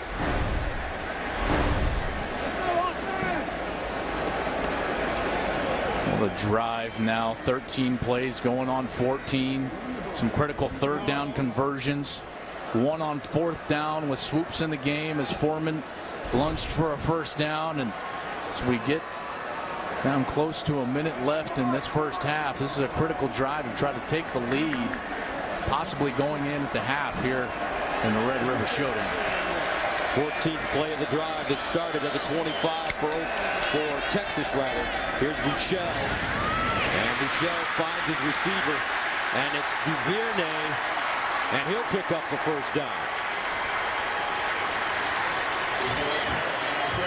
Great run after the catch. Knows where the sticks are. He was decisive and got right there. First down to goal to the 9. And that one incomplete.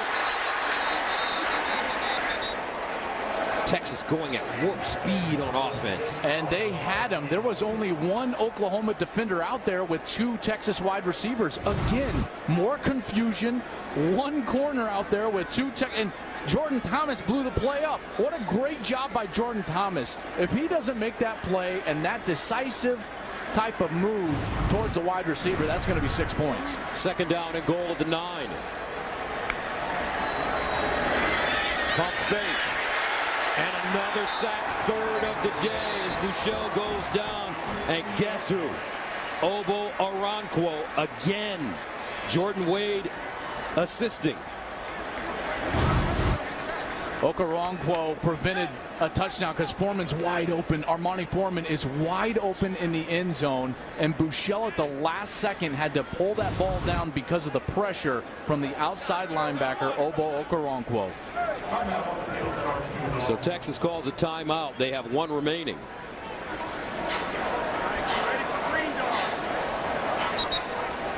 And don't forget, the State Farm Halftime Show is coming up with highlights and analysis of this game and lots more from around the country.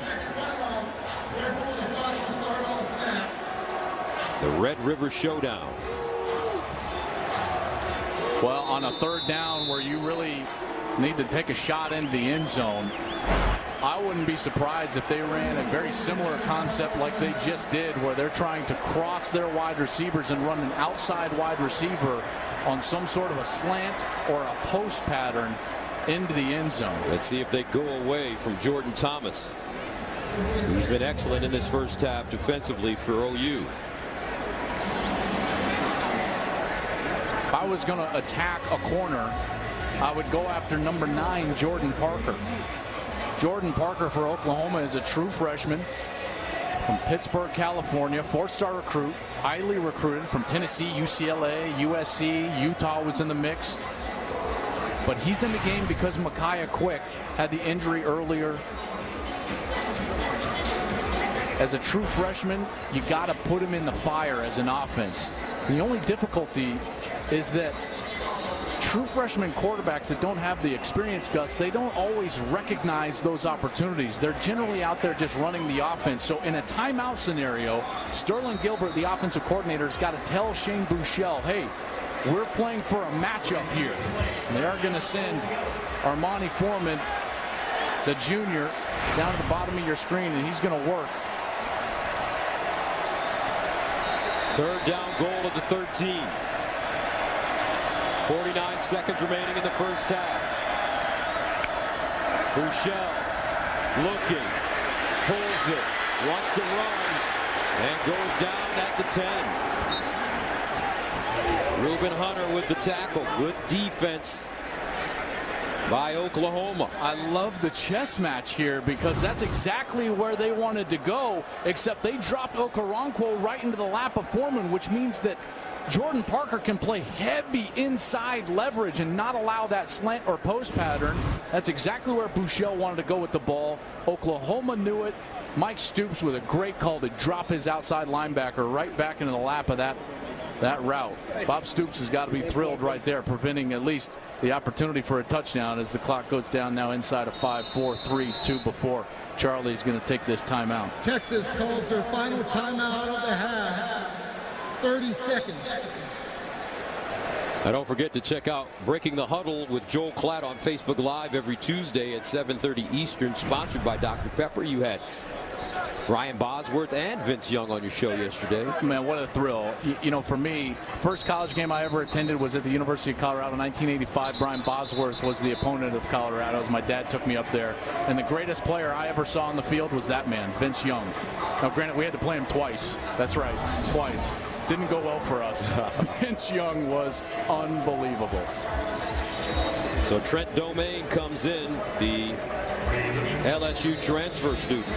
Last week he had about as poor a game as a kicker as you can have. He missed his only field goal attempt and went 1 for 4 on PATs with 3 blocks. This one from 28 yards away. And what a difference a week makes. That was the largest scoring drive of the year for Texas, 18 plays. And it's halftime with the score, Oklahoma 14, Texas 13. Now let's go to Rob Stone in the studio. All right, Gus, high-scoring games. Right. This game is more of a defensive showdown so far. It really has been. I think both defenses have played really well. I've loved the way that Texas's defense has responded to the change in play callers. Charlie Strong now taking over the play calling duties for Texas. They were aggressive and they tackled much better in the first half than we saw a week ago. For Oklahoma, their defense has played well, albeit a little scattered at times, having a hard time getting lined up. For Oklahoma, the theme has been miscues, though. They could have a much larger lead at this point. Miscues on offense in the special teams game. They miss a field goal on their opening series. Had to waste a timeout. In fact, all 3 of them were fairly wasted. Micaiah Quick had an opportunity for a pick 6. Mark Andrews, sure-handed player, drops the ball right into the hands of Dylan Haynes. Then they've got the should have been pass interference, wasn't pass interference, interception, and Mixon's fumble. So Oklahoma has shot themselves in the foot here during the course of this first half. They can clean those up, though. thing that they can lean on is that they're stopping the run right now of the Texas Longhorns. All right, Texas won the toss. They deferred, so they'll receive to start the second half. Let's go downstairs to Shannon Spake. Guys, exactly what Bob Stoops said to me coming out of that locker room. He loves what he's seen on his defense, despite some of those miscommunication moments that we saw. He said, hey, I got a lot of young guys out there. We just have to clean things up. But offensively, he said those miscues are the biggest issue. For Charlie Strong, I like what I see, he told me. I like my defense, the guys that showed up here today, but our Achilles heel has been and is today that deep ball, that big shot. He said we have got to limit that. We've got to stop it. We got to keep them in front of us. All right, Shannon, thank you very much. D.D. Westbrook with the 71-yard touchdown reception for Oklahoma in the first half as we take a look at the first half stats. It's those rush yards for Texas. They lean on that run game. Remember, this is a spread that was born via Art Briles and Dino Babers for Dylan Gilbert, the offensive coordinator, and they need that yardage to go way up. So we start the second half. Texas from their own goal line as they cross the 20 and get up to the 21-yard line. So here comes Buechele, the freshman quarterback. And Buechele in that first half, 9 of 21, 79 yards. Your thoughts on his performance? Well, it's been his least efficient performance of the year so far, but in large part that's due to the fact that they've been inefficient in the run game. It might be time to try to loosen up the defense with a shot down the field in order to loosen up that front seven of Oklahoma and get the run game going. It could be on 7 shoulders here, in particular on the first series. Look for John Burt, speedster, bottom of your screen. On first down, Longhorns running the football. Foreman breaking tackles, crosses the 35 up to the 37 as Emmanuel Beal and Charles Walker bring him down.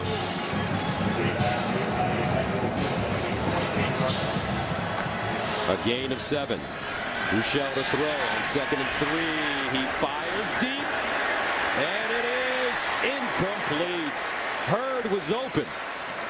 Buechele didn't put enough air under the football, and it gave Will Sunderland time to track it down while it was in the air. The number one thing you've got to do as a quarterback on the deep ball is anticipate, because if you wait to see him open deep, you're going to underthrow that ball. It's exactly what happened to Shane Buechele on the last play. Will Sunderland, nice pass breakup in the secondary. 3rd down and 3 at the 28.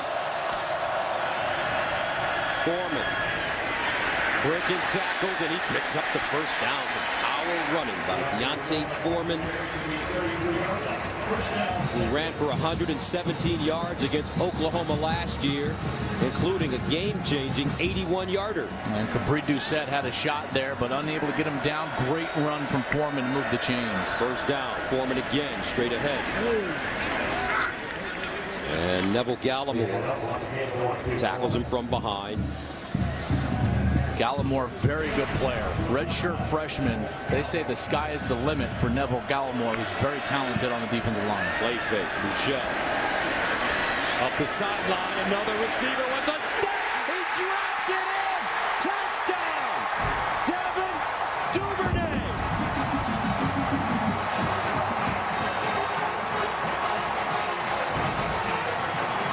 What a throw.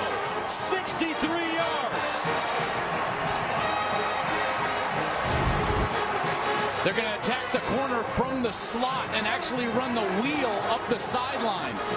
Jordan Thomas has been great today, but then they throw the switch, cross the wide receivers, and Thomas just hesitated for a moment. And guess who didn't hesitate this time? Buechele. He threw with anticipation the deep ball, and it was right on the money. So Texas scores on their opening drive of the second half. 20-14. Buechele, Duvernay.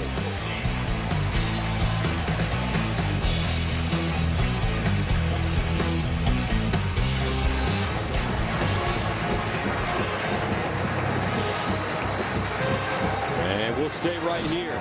All smiles on that Texas sideline, and you got to smile when you hit a big one like that. Well, exactly as I was talking about before the series, sometimes you've got to soften up the defense by taking shots. We saw 2 shots taken from Buechele right there. 4th lead change today as these teams are going back and forth in a scene here at the historic Cotton Bowl.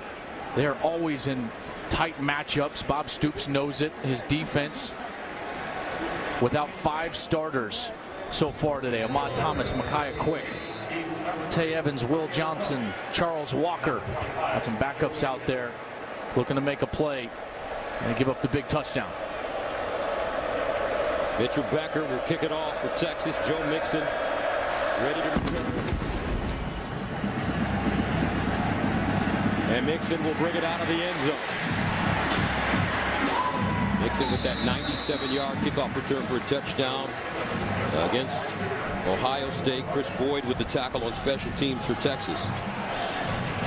So Baker Mayfield comes in the game for the first time here in the second half. He was 12 of 20 in the first half. He threw 2 interceptions.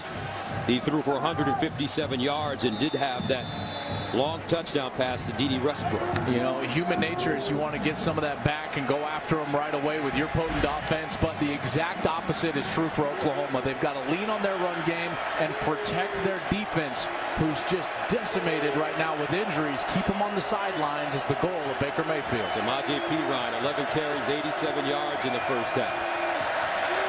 They'll throw it on first down. Mayfield in a tight window. Put that one on the money to A.D. Miller. Oof. What a great throw from Mayfield. Good anticipation, right on the money. Great block, gave him a little time in the pocket to get that one away. 9-yard pickup, 2nd down and 1. Perine, first down, breaks free at midfield. Perine, and he's down at the 40. And our Dave Wattstadt in the studio, he told us that Bob Stoops needs to go to his OC and say, give that man the ball. Every coach, and Coach Wattstadt would say this over and over again, don't get bored as a play caller. Make them stop Perine before you go away from it and start throwing the ball. A 28-yard gain. Play fake. Mayfield. Westbrook open. Again. D.D. 42 yards.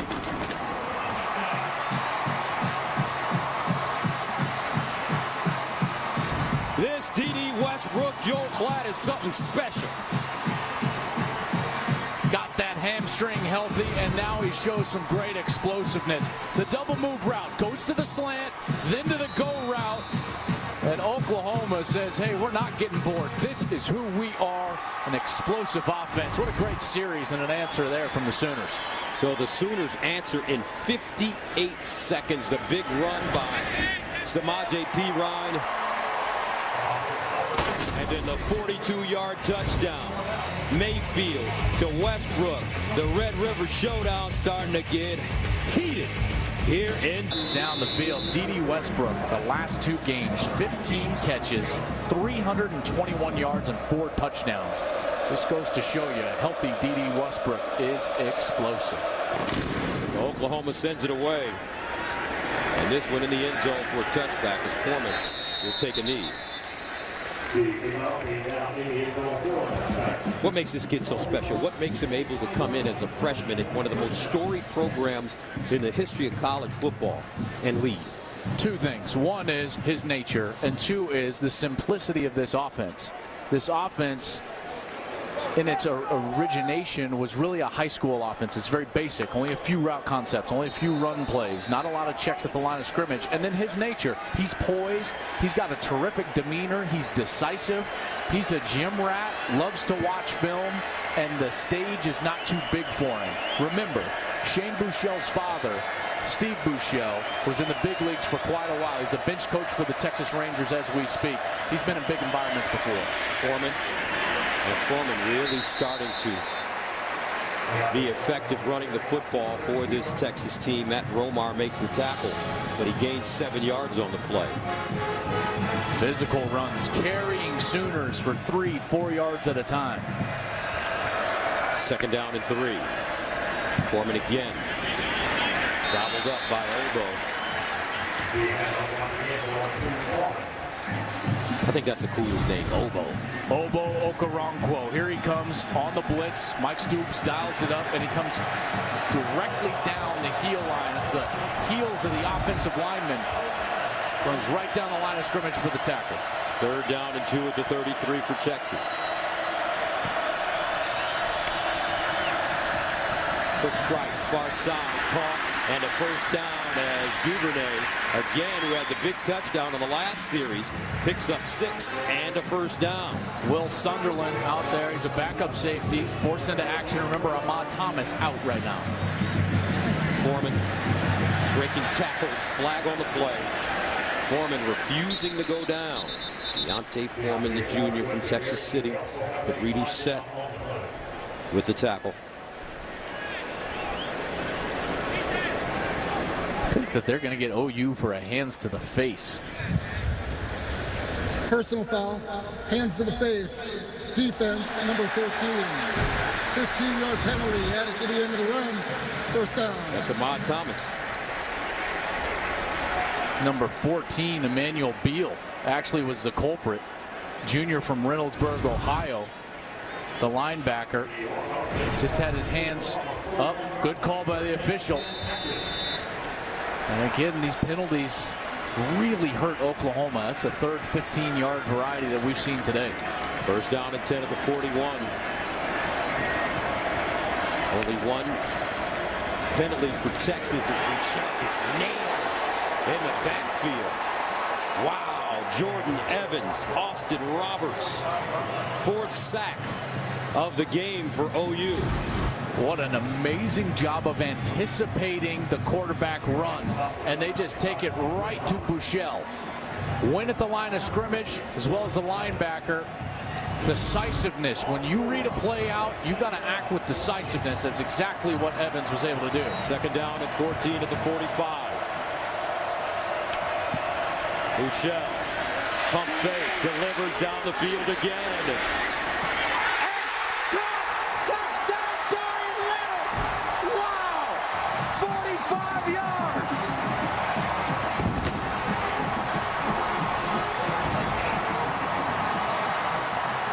The Red River Showdown is turning out to be a shootout. This is just a great catch. Jordan Thomas was right there, and Leonard just stole the ball from him. What great concentration from the junior. And as you mentioned, Joel Klatt, as Domain comes in to attempt the extra point.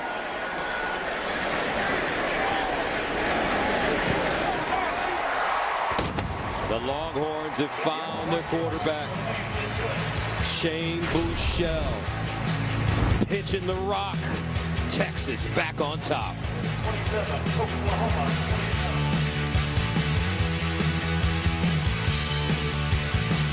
And Texas and OU now trading haymakers. 6th lead change. We've had touchdown passes of 63, 42, and 45 yards in the third quarter alone. Mixon from the 1. Oh, he got level. Woo! Now that was some wood to Sean Elliott.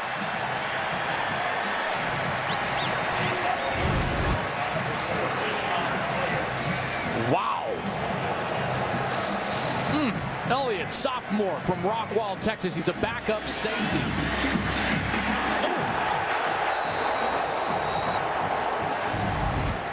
My goodness. Now that is how you tackle. First down and 10 at the 15 for Baker Mayfield. Piron, flag on the play. Piron taken down from behind. Nicely done. Who'd have thought? We've been mentioning his name all day.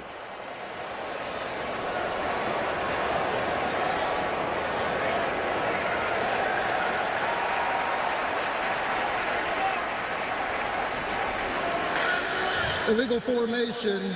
Offense number 41, number 71, lined up in the backfield. The penalty is declined. It's second down.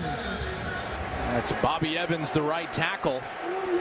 Remember, that head needs to be even with the backside of the center, and you can see Bobby Evans about a yard too far into the backfield. Second down and 10.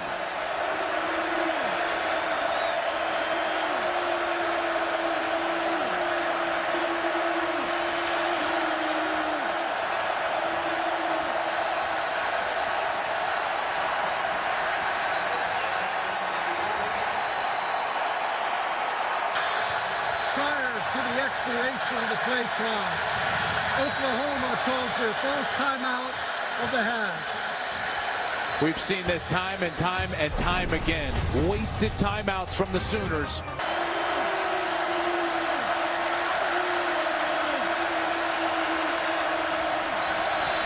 Mayfield, delayed handoff.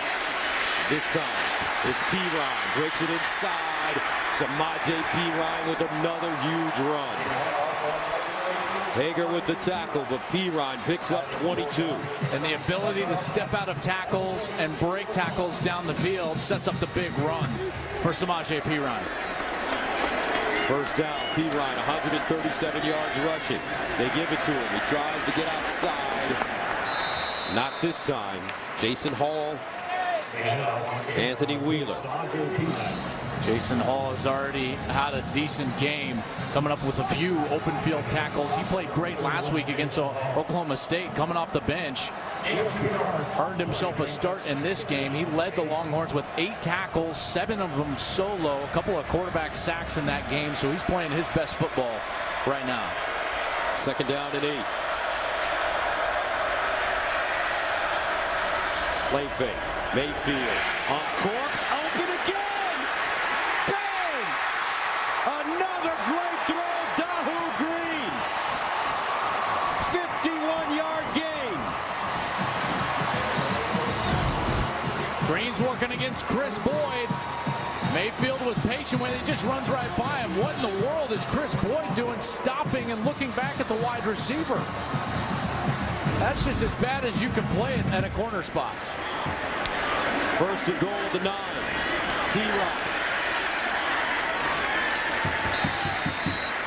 Pirine doing a lot of downhill running now for OU. He is just such a physical back. Now, we've seen the elusiveness. He's stepped out of tackles.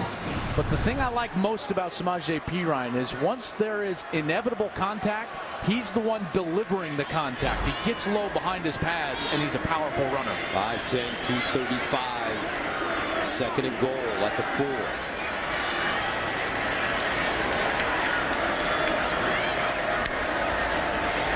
Mayfield lobs it in the end zone, incomplete. Intended for Geno Lewis. Brings up third down and goal at the 4, but you're running the ball so well with Pirine. He's got 2 opportunities. That reminds me of Pete Carroll and Marshawn Lynch in the Super Bowl. I couldn't agree with you more, Gus. And now Mayfield gets his foot, it looks like, stepped on late, by his left guard. That's Ben Powers, number 72, right on the top of his foot. Third down goal at the 4.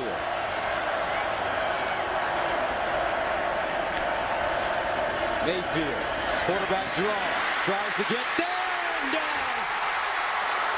Touchdown, Oklahoma. Third touchdown in 2 weeks for Baker Mayfield running the football.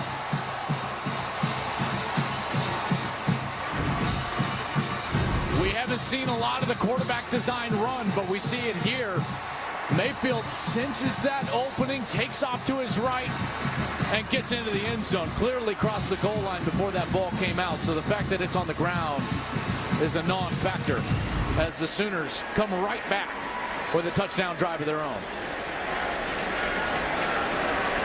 27-27 as Austin Seibert tries to give Oklahoma the lead.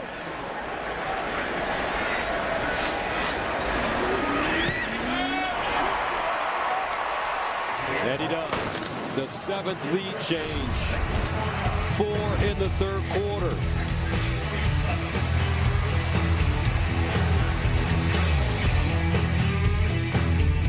You spent a lot of time with him. What do you have to say about Oklahoma? He was as intense as anybody about OU, and he did not mix words about the fact he's pretty upset about the way that they've been playing, in particular in big moments and big games, Gus. All right, let's go to Mike Hill for a game break. Guys, TCU coming off that loss against Oklahoma, having issues against Kansas. The two teams have combined for 8 turnovers after Kenny Hill's 4th of the game. Ryan Willis, who has 3 of his own, capitalizes 21-yard TD run. So the Jayhawks, which hasn't won an FBS game in nearly 2 years, they got the lead right now, 23-14 in the 4th. We'll keep you posted. Wow. TCU not what they have been in the past defensively, but you would think that their offense would play a little better than that on the road at Kansas. 303 yards of total offense and 4 touchdowns in the last 6.5 minutes. Here's Kyle Porter. Cuts it up. And DJ Ward grabs and brings him down after the gain of a few. Really good defense. You know, one of the great traits for defensive front 7 players, if you're a young football player, keep your shoulders parallel to the line of scrimmage. As soon as you turn them, you create seams in the defense. Ward did an excellent job there. 2nd down and 8. Rochelle. Sideline. And incomplete. That one in and out of the hands of John Burt. We've seen some fireworks down the field. I was expecting them today from John Burt. This guy is fast. Has a little bit of space here. Ball is on the money right at the face mask. Got to come up with that catch. Now presents a much more difficult 3rd down opportunity. Last week against TCU in these situations, 3rd and long, Mike Stoops, the defensive coordinator, brought a lot of pressure.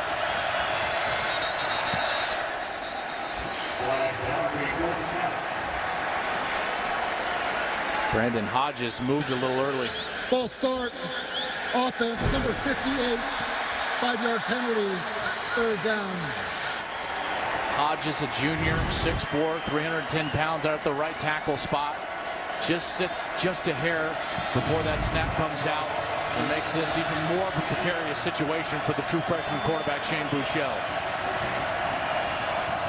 Jake Oliver comes on the field late. 3rd down and 13 at the 22.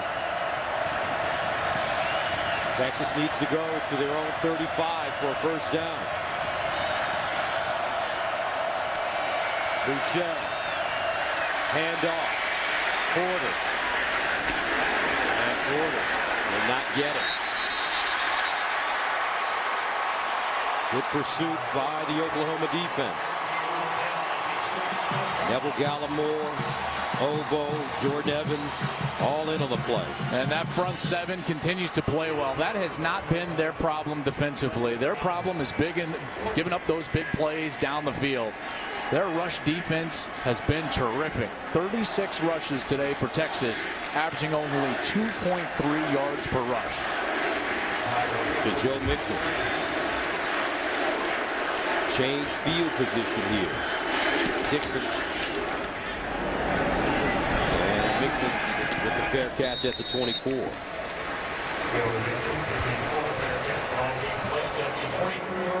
Every weekday morning, Skip Bayless and Shannon Sharp go head-to-head on the day's hottest sports topic.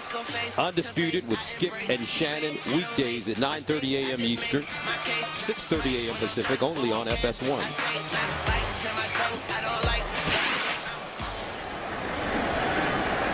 What a 3rd quarter.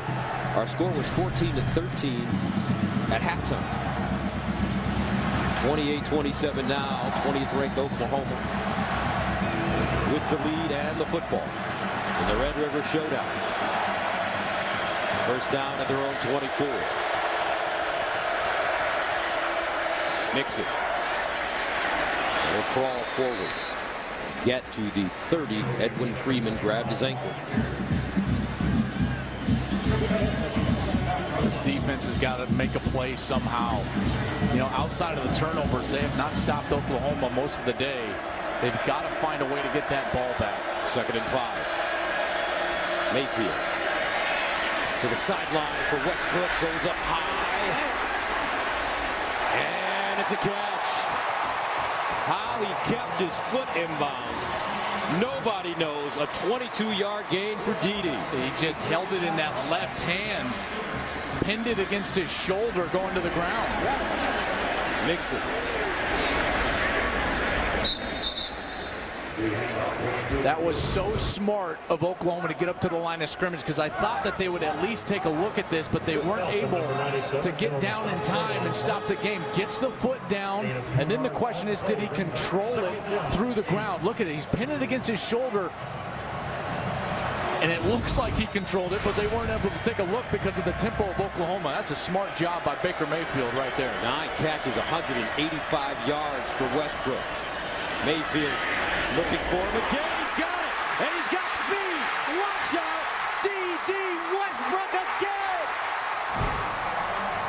47 yards, his 3rd touchdown.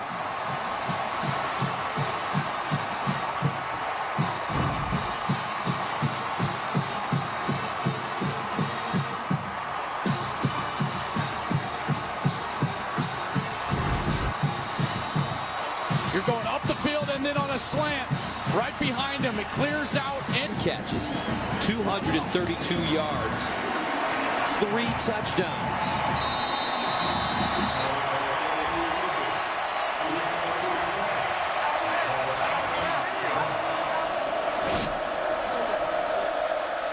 Seibert kicking it away to Amani Foreman.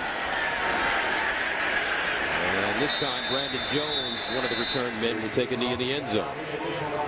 going back to Westbrook, Gus, they were clearly without a #1 option on the outside in their Week 1 loss against Houston and even against Ohio State in that loss at home.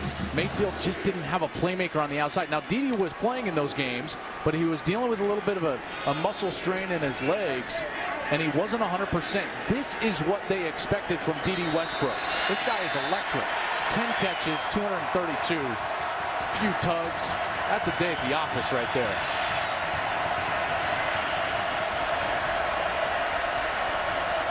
First down, Texas at the 25.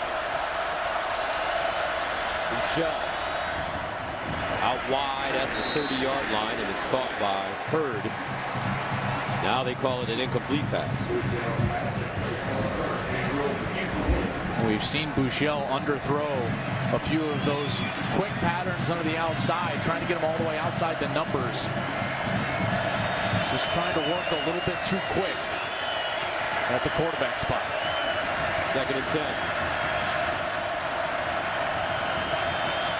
Buechele looks the other side, taking his time, fires it, and caught at the 31. Nice catch by Amani Foreman. Offensive line giving Buechele a lot of time to throw the ball. Yeah, and he was patient, staying behind the line, not dedicated himself as a runner. And Foreman did a great job of working back to him, giving him a target, because again, you got to create these short yardage situations. And now the 18-wheeler package coming out for the Longhorns. Tyrone swoops. 3rd down and 4.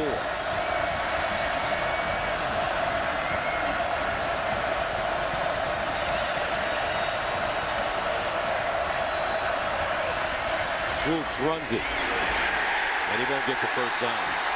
Questionable call on 3rd down and 4. I totally agree.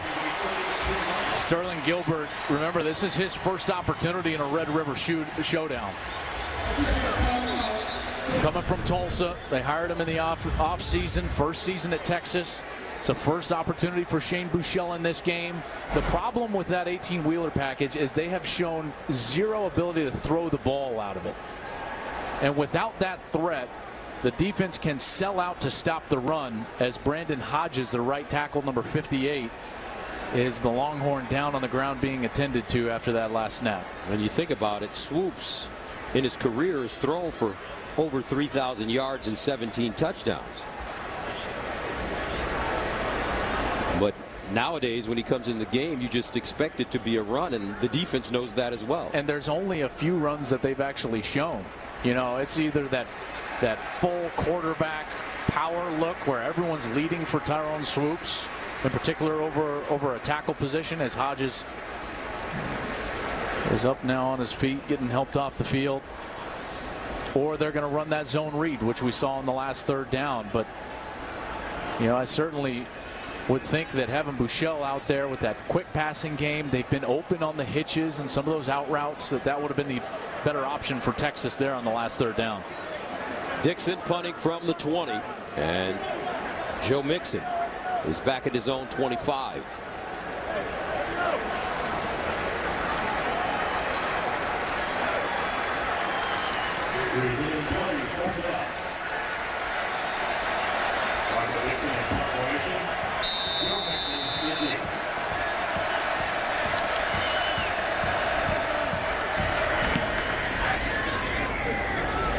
And Mixon with the fair catch. Oh, he touched it.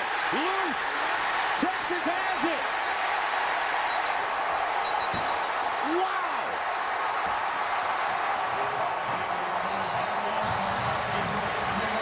On the field as the ball was muffed by the receiving team and recovered by the kickers. Because it was still a kick, it may not be advanced. It'll be Texas's ball, 1st and 10 at the spot of recovery.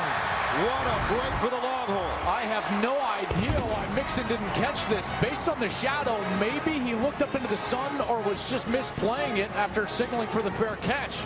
Clearly hit him, and after the recovery, that ball hits him right in the chest. Clearly recovered. Great break for Texas again. They've gotten plenty of them during the course of this game. They've got to take advantage of this one. Another short field for their offense. Chris Boyd with the recovery for UT. And now the Longhorns have it at the Oklahoma 23.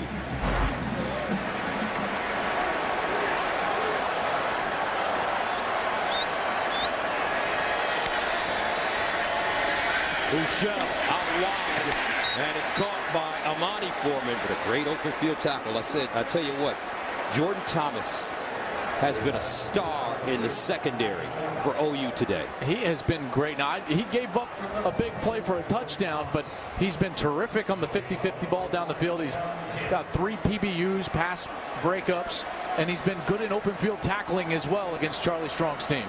No gain, 2nd and 10. Foreman breaks it. Foreman still moving and goes down at the 15. Stephen Parker with the tackle for Oklahoma. Huge third down here. Gus, they got to go back to Foreman. 3rd down and 2. Foreman, 19 carries, 69 yards.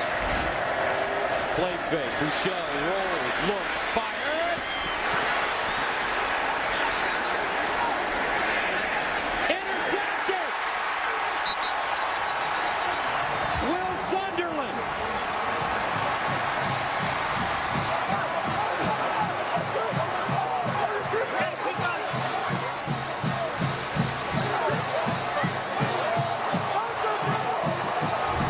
Just a little hesitation on the part of Buechele. He's open right there, and then Sunderland closes the window as Armani Foreman's got to come back to the ball. They both went down with it. The initial signal is OU, but it's so hard to say exactly who had possession. Is that the defender completed the process of the catch first? It's an interception. 1st and 10, Oklahoma.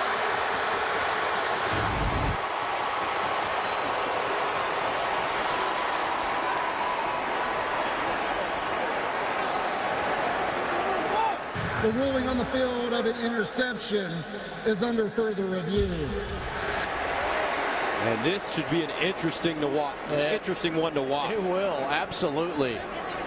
I mean, Sunderland, backup safety, sophomore, Midwest City, Oklahoma. He's played in 9 career games.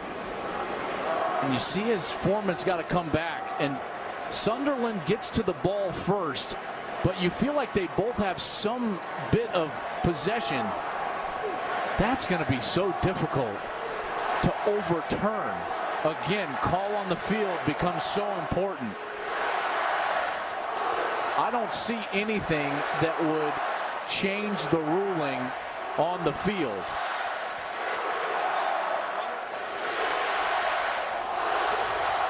The only part here, Gus, as we take a look at a few more of these looks, is that Sunderland's hands don't have contact with the football when they roll over.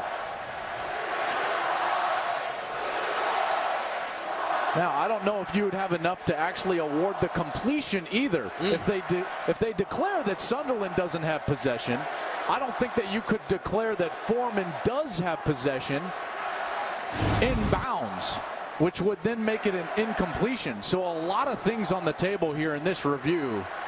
A critical review. This is a big one.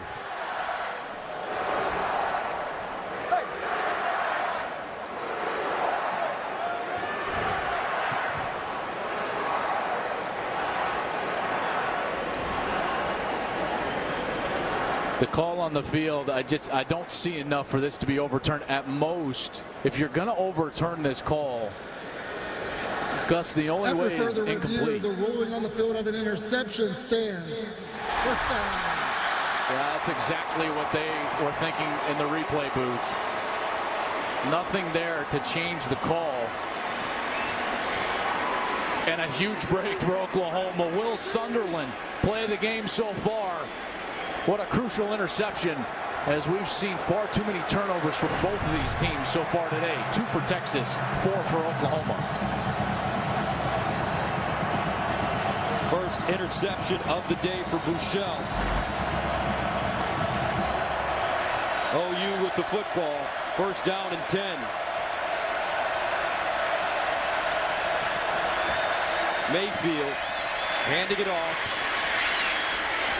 And they'll get to the 10-yard line as Pirine is stopped by Paul Boyette. These are the moments when play-action pass are so effective, because you can tell the defense, the front seven, they are selling out to stop the run. With Pirine and Mixon in the backfield, this is when you can get loose down the field. Watch Mark Andrews. And they'll hand it off to Mixon. And Mixon slashing through the Texas defense and picks up the first down.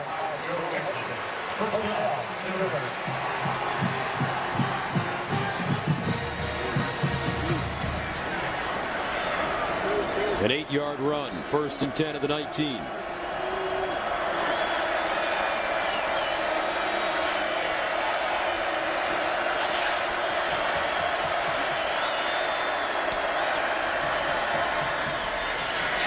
Another run for OU.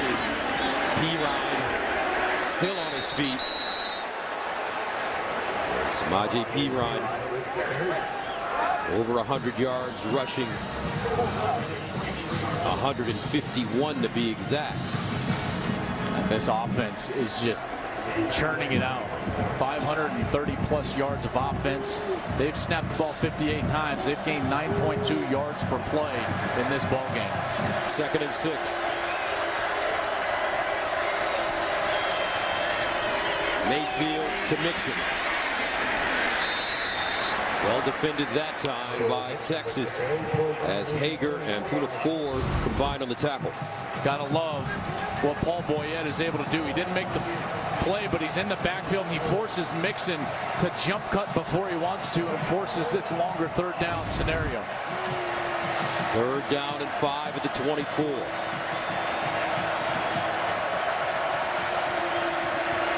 Empty backfield for Mayfield. He has really good legs. Mayfield steps up in the pocket and runs it, picks up the first down and more, gets to the 40 and out of bounds. 16-yard gain for the quarterback. Gotta love Eric Wren, 58 to center. Watch his block. He opens it all up. The blitz comes and he takes it and washes it all the way down to the ground. And then it's like the Red Sea opens up. Mayfield has all sorts of room, man coverage in the back end, and an easy conversion based on the center's block, Eric Wren, senior from Mesquite, Texas. First down at the 49.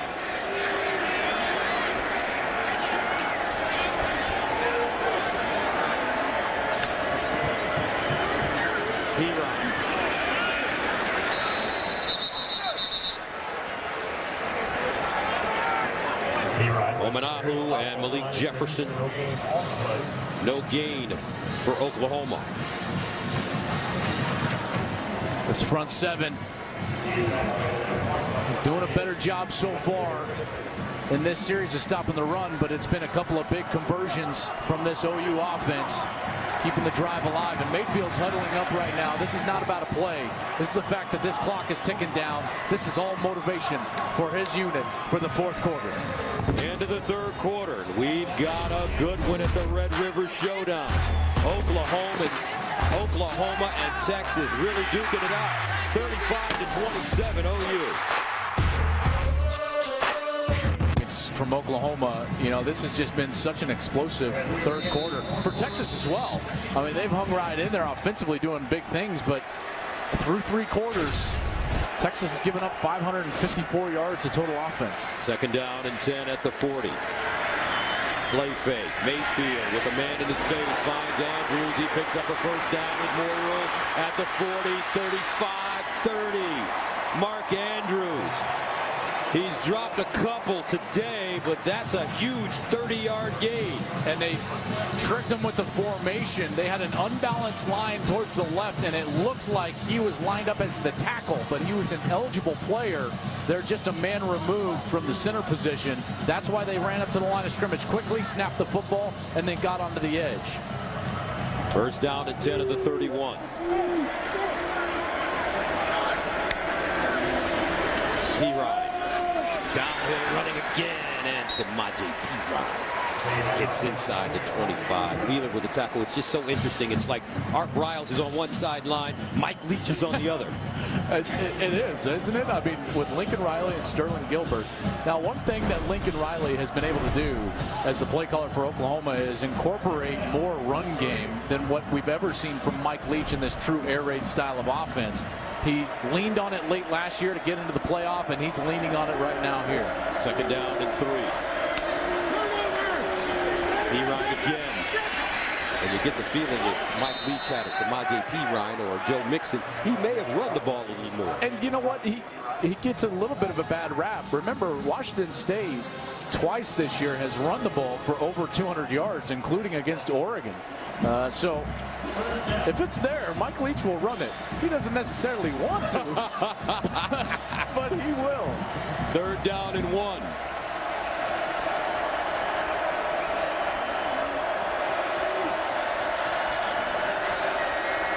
P-Ride straight ahead, and he gets it.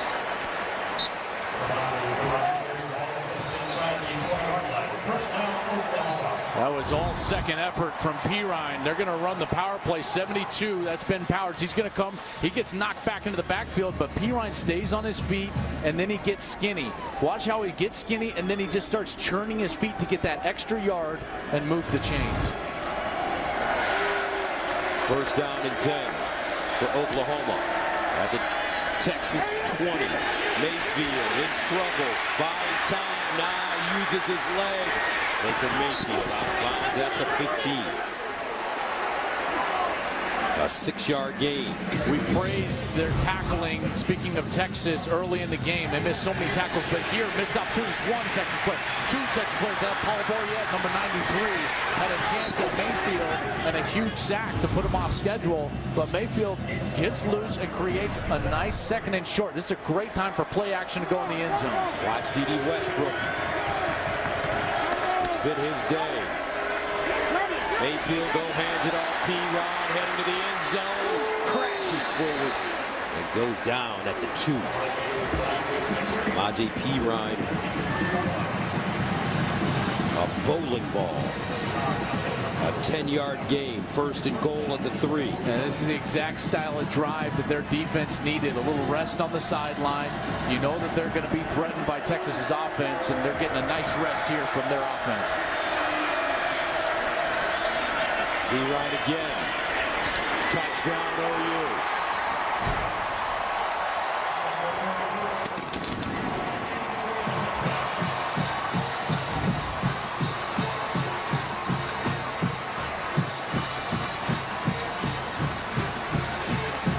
Well, Charlie, Charlie Strong is not used to seeing this. It's good old-fashioned under center from the quarterback. You almost never see that from Oklahoma. You pull the left guard Ben Powers, and get into the end zone. That is smash mouth, downhill, power football. Extra point good. 42-27 Oklahoma. Sooners with a back-breaking drive.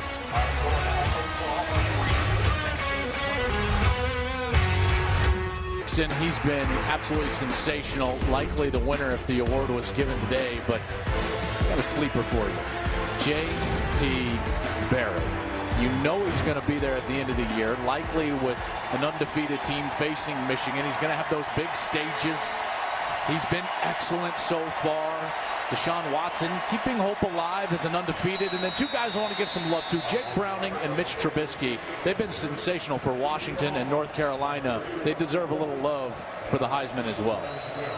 5 Heisman Trophy winners for Oklahoma, 2 for Texas.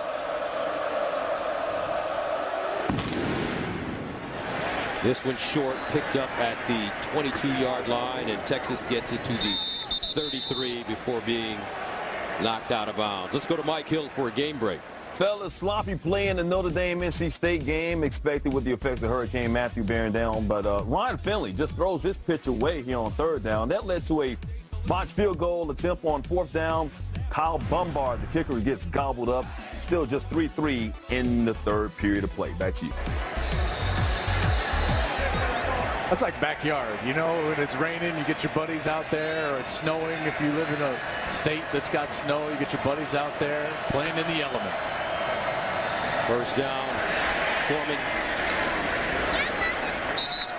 And he'll get to the 40. Let's go downstairs to Shannon. Just an injury update on Texas right tackle Brandon Hodges. He has been taken to the locker room, right ankle injury. So they have him in there for observation right now, guys. Thank you. 2nd down and 3. Foreman again looking for the 1st down. He has it as he just hops through the hole, still moving at the 40. Spinning down, and he gets to the Oklahoma 31. 28-yard gain. When the defense loses their edge and their urgency, missed tackles happen, and you just get the sense OU didn't have that same fire in this series. They come out and miss a few on Foreman. Now Bouchel to the sideline. And it's caught by the twin, Amante Foreman. We saw this last week against TCU. A couple of great series from this OU defense, but then they lost the momentum and TCU came right back. Texas moving quickly again as the Longhorns pick up the 1st down. A lot of time left in this game. 10:58, 42-27. You know Texas can move the ball. 1st and 10 at the 20. Foreman outside with a lane. And Foreman goes down at the 9. Another 1st down for UT. Jordan Evans stops him. There's nobody on this side, and then they get inside from the defensive end, inside pressure. Far side, caught. Looking for the end zone. Amante Foreman is there.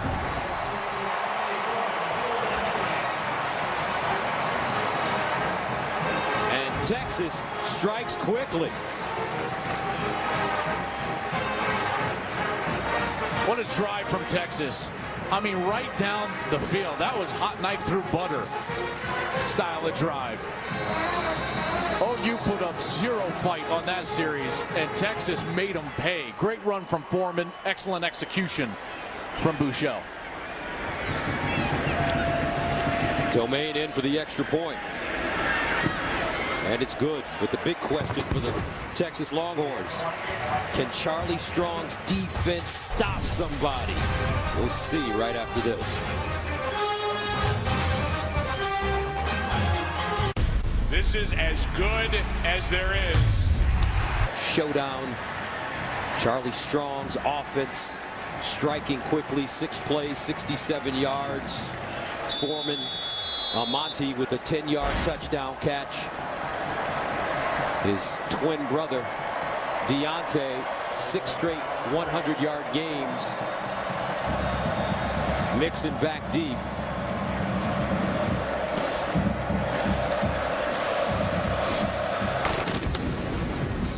And Mixon will get a chance from the 3. Oh, another good special teams tackle by Texas. They have been really doing a terrific job. Deshaun Elliott again on special teams.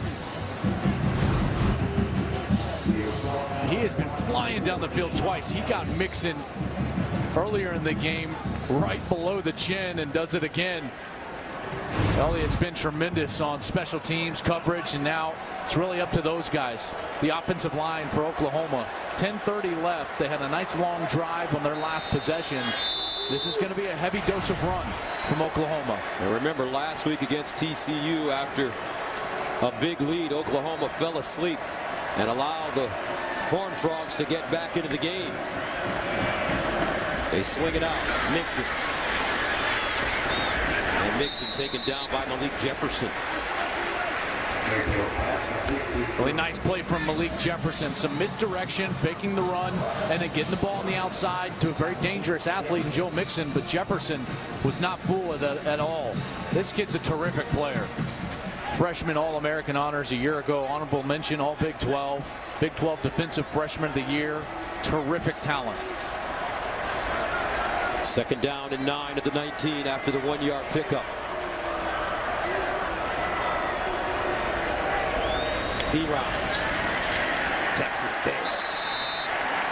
Swarming Longhorn defense led by Paul Goyette brings up 3rd down and long. I would expect Texas to pressure Baker Mayfield here. Charlie Strong with the defensive call as the crowd comes alive, and Mayfield's going to have to make a play. D.D. Westbrook, the receiver, at the top of your screen. He's been brilliant.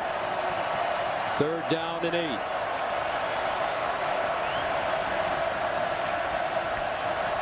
Mayfield looking, steps up, in trouble, steps back, wide open, caught by his fullback, Dimitri Flowers.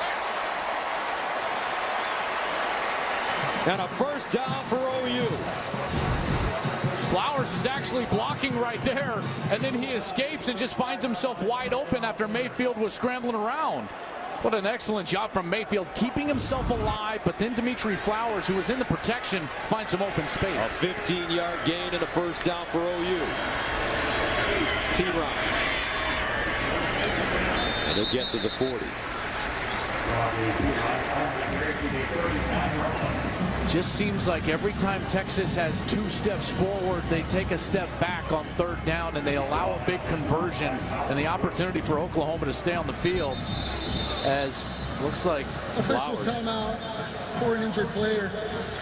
This is Dimitri Flowers. He's a junior. He's one of their blocking backs. And a fullback guy chosen as All Big 12 honorable mention last year by the coaches in this league. In fact, talking with the coaches this week, they felt like Dimitri played as good as anyone, as well as anyone, on the offense last week against TCU. Doesn't have to have the football to make an impact. We saw it on the last play. He finds an open spot for a conversion. When you look at the Oklahoma roster, if you're a Texas fan, you say, what happened? Baker Mayfield's from Austin. Dimitri Flowers is from San Antonio. Samaje Perine is from Pflugerville. D.D. Westbrook is from Cameron, Texas. So that's the nature of this state.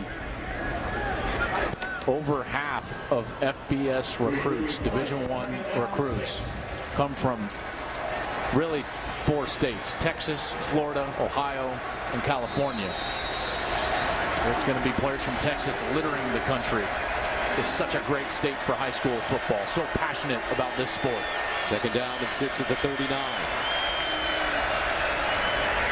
P-Ryan caught in the backfield, leans forward, gets back to the line of scrimmage. Ominahu, first man to him, the sophomore. Well, here's the next opportunity. They've had this chance before. Oklahoma is 6 of 10 on 3rd down so far today.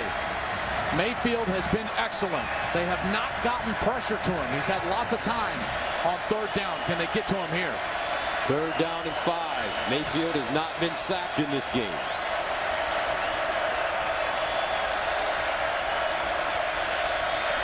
Baker Mayfield, here comes a blitz. Mayfield steps into his throw and has Geno Lewis for another first down.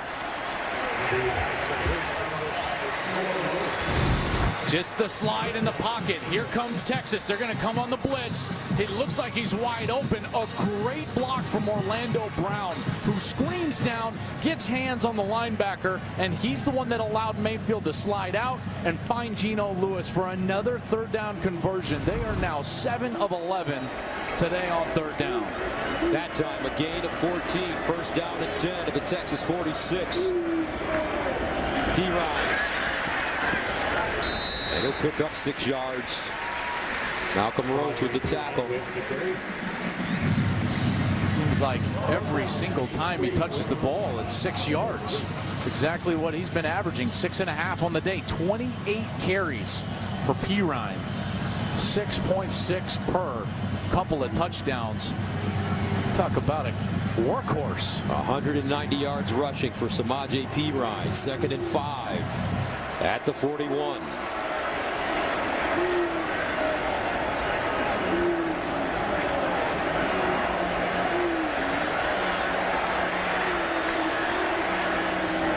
P-Ryan brings it inside. And first down OU. Boyette with the stop. But that Oklahoma offensive line has just done an excellent job. They've kept Baker Mayfield clean, and they have pushed this Texas front 7 rushing the football.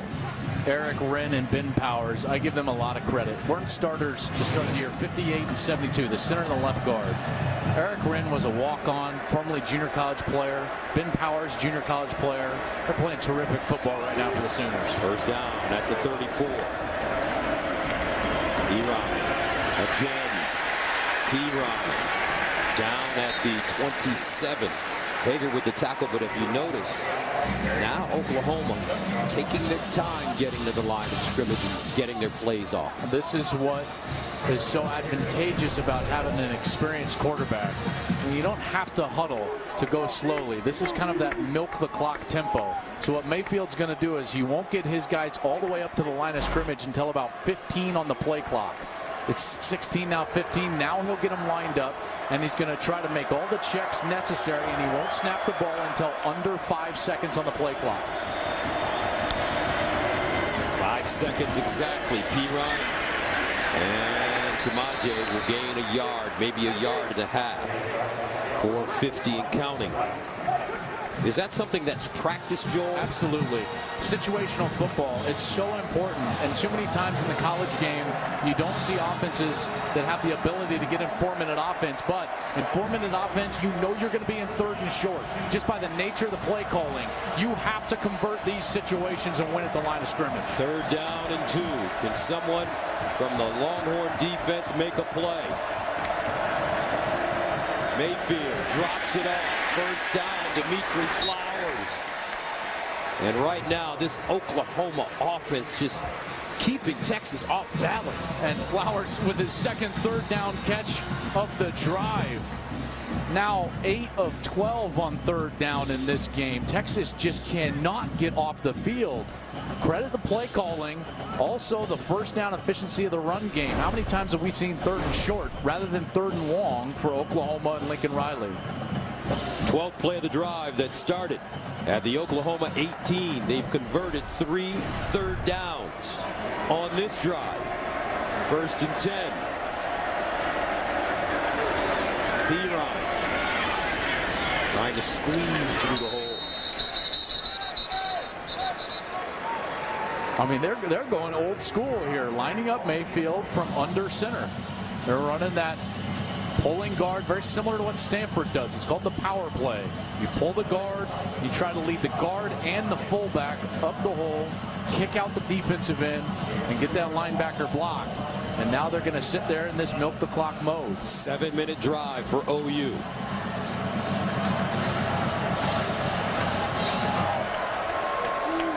Second and 7 at the 20.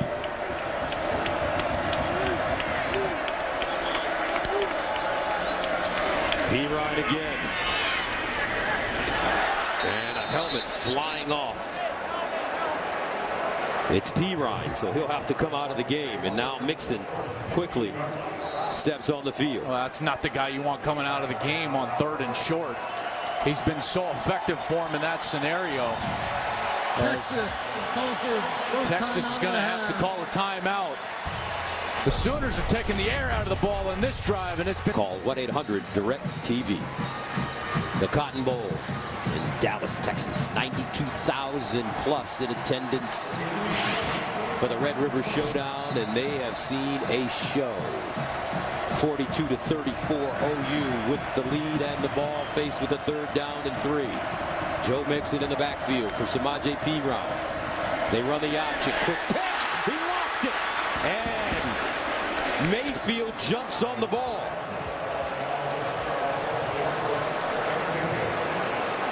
Well, he had all sorts of great design as they're going to run a little option play off the defensive end. If Mixon catches the ball, he easily gets the 1st down. It's right in his hands. Has not played all that great today. 2 different punts, one of them recovered by Texas, and this time Mayfield's got to jump on the ball. And we've seen kicking game errors for Oklahoma all season long. 0 for 1 today. First drive of the game ended in a missed field goal. We saw them miss against Ohio State on the opening series off the upright. And we also saw the miss that led to the return touchdown from Houston in week 1. Texas calls their 2nd timeout of the half. Will be a full timeout. Will the clock operator please reset the clock to 2:41. 2:41. Thank you. So with 2:41 remaining in the 4th, Oklahoma prepared to bring on their field goal kicker, Austin Seibert, who missed a 49-yarder in the 1st half. And in this huddle, on one side, you're going over all the details for Oklahoma. You're reminding all the offensive linemen just the little details of making sure they step down, seal off the inside gap. Try to make sure that the snapper and holder understand, hey, just like any other kick. On the other side, Texas, they're talking about any and all fake possibilities. You just never know in this situation. Got to stay home.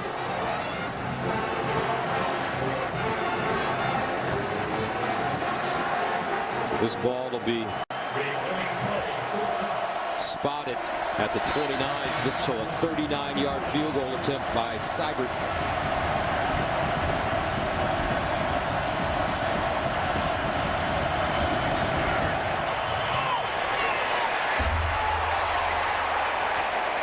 And it's good. Wow. That one crawling over the crossbar. Off the upright again. Oh, Snyder in that Texas Tech matchup. Sooner fans know that the Sooners have been snake bit a little bit down in Lubbock over the years. Stoops is going to use a timeout before a kickoff. Oklahoma calls their 2nd timeout of the half. All right, while we'll stay here, let's quickly head to Los Angeles for a game break. All right, Gus, Kansas and TCU, final seconds. Jayhawks down 1. Matthew Wyman, 54-yard field goal attempt for the win. Wide right. So TCU escapes. Kansas still hasn't won an FBS game since November of 2014. Well, I guess a win's a win. Yes. That's what Gary Patterson will tell his club. On the road. On the road and in conference. And we were down talking with Gary last week, and he made sure to remind us even before the Oklahoma game, hey, going to Kansas has been tough for us. We've had tough games there. So he was looking ahead to that one even last week before facing these Sooners. Monty Foreman, the deep man line drive kick. They let it go through. It's picked up at the 9-yard line by Foreman. And Foreman turns the corner and gets out of bounds at the 31. So 2:30 to go, 4th quarter. Texas down 45-34 as Shane Buechele comes back on the field.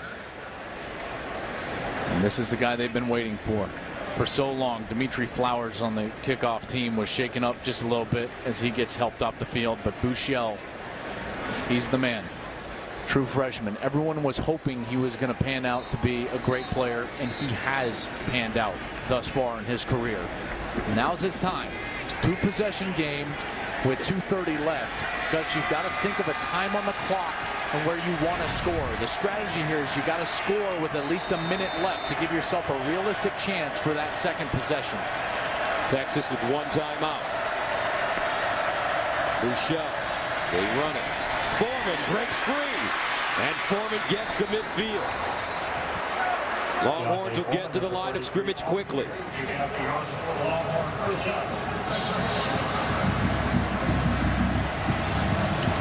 Buechele, far side, caught.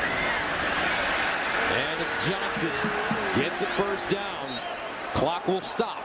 We've got a Sooner down. DJ Ward, number 87. Another Sooner down. Boy, this defense is just decimated right now.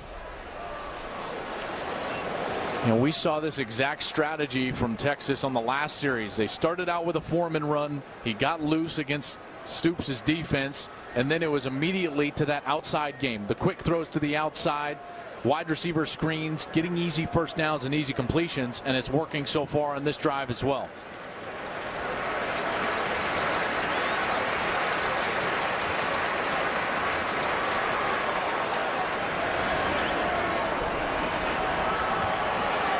First and 10 at the 40-yard line for Texas. Wouldn't be surprised to see him go right back to Foreman here. And they do. Foreman trying to get through the hole and gets to the 35. The reason that's all of a sudden successful is Oklahoma has scared those deep balls, so they've got their safeties way back and deep. Not enough men up front to stop the run. Buechele, pump fake, looks downfield, throws a strike, and they get out of bounds. Nicely done by Jake Oliver. Oliver read it beautifully. They were trying to get a ball deep down the field as they faked the screen, but Oliver saw that the defense had sunk and just stopped right away. First down at 10 at the 22. Foreman hits the edge on his feet to the end zone. Touchdown. Just like that, Texas scores. 22 yards.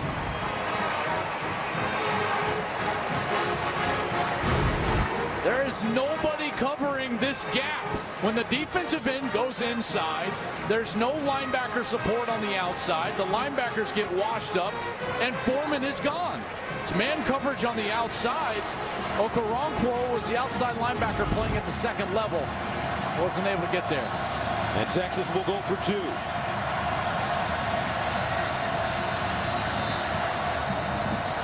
And a timeout called by Oklahoma. Oklahoma calls their third and final timeout of the game.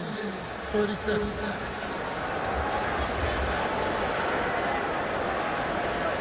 Some nervous moments for Sooner fans and Longhorn fans. So important here. Minute 45, a lot of time left. Texas still has that 1 timeout left. But this makes that next possession so critical, because you're either going to just be sitting there with a field goal to tie it, or you're going to have to get all the way into the end zone.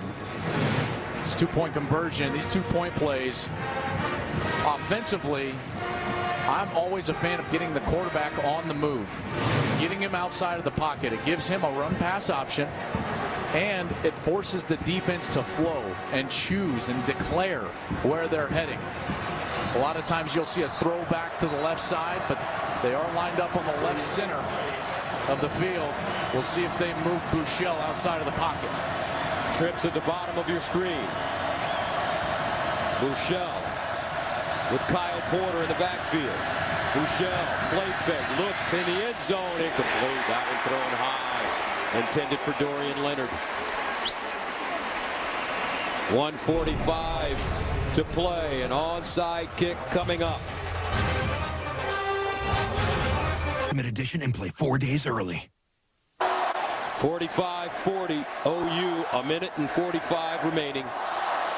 Onside kick coming up for Texas. The Longhorns do have a timeout.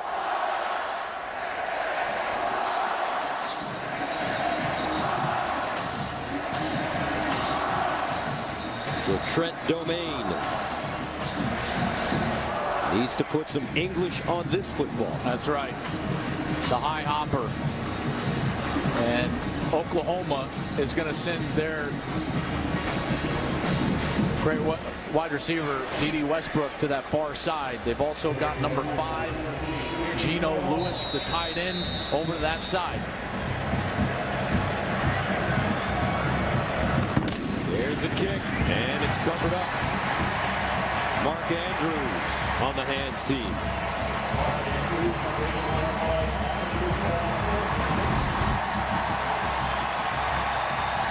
Really aggressive from Andrews. Almost like a third baseman in baseball. He didn't allow that football to take a second hop.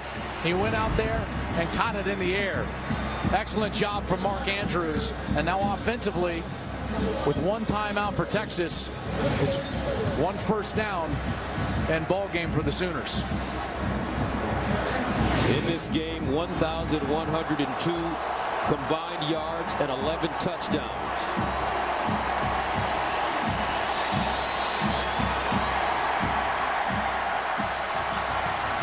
And now the Oklahoma fans rising. They are a minute and 44 away. Here's the handoff to Pirine. And Pirine gets to the 41. Let's take a look at our Dickey's performance of the game, and it goes to D.D. Westbrook.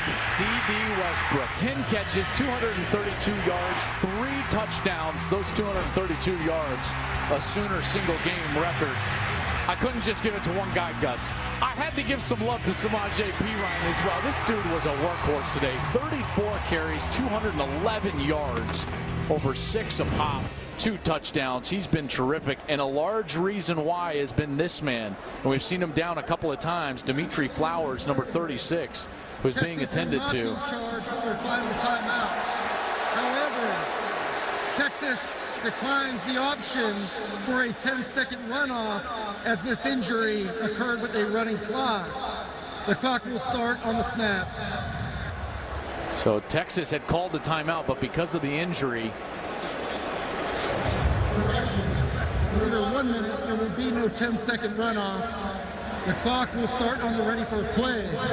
That's right. Reggie Smith just clarifying 10-second subtraction runoff only applies in under a minute, but now Charlie saves that timeout. That's critical, obviously, forcing Oklahoma to make a first down as Dimitri Flowers. I mean, this guy, he's got 2 third-down catches and big conversions. He's been so good today. He has left it all on the field in this Red River Showdown. And I think we did a good job today, partner. We didn't say shootout. We didn't say rivalry. Texas will not call a timeout. The clock will start on the ready for play. Well, that's, you're a professional. You're showing discipline. You're a professional. Like a great running back. You show great patience. Too physical for me. This guy's a great running back. Samaje Perine. 2nd down and 7 at the 41. Well, that timeout being saved for Texas, that's a big deal. Now Oklahoma with this running clock now, he'll take it inside of 5 in the game clock, and then it'll be number 32 once more.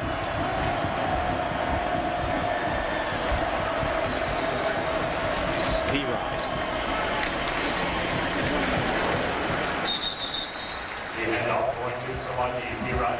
Texas calls their final timeout at half. So with 1 minute and 10 remaining, 30 seconds. Texas using their final timeout. Well, here's the question. At 1 minute 10 to the field. I think that's a smart move.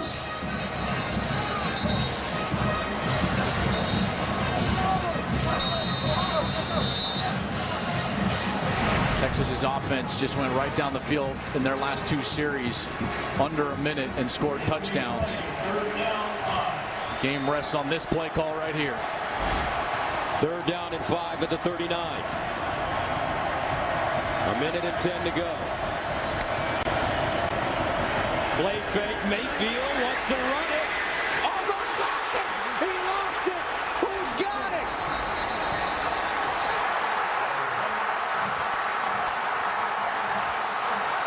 And Oklahoma will hold on to the football.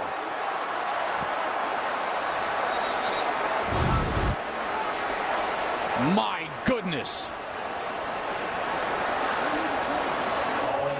A terrible mistake from Mayfield. No reason to fight for extra yardage there. Just got to go down and secure the ball. He is so fortunate. Oklahoma's going to take this delay a game that's about to happen before their punt. And I believe it was offense, 5-yard penalty, 4th down. And I think it was Bobby Evans, the redshirt freshman, who recovered that football. You're right, 71. Unbelievable. Texas had an opportunity at it. It went right by number 97, Chris Nelson, who had the real good look at it. Just went by his left leg. And Bobby Evans comes up with the ball. Unbelievable. The clock will start on the snap. So Texas with life. As the Oklahoma punt team comes on the field. Texas has got to sell out to try to block this kick. As Jerry Garcia would say, the Longhorns need a miracle.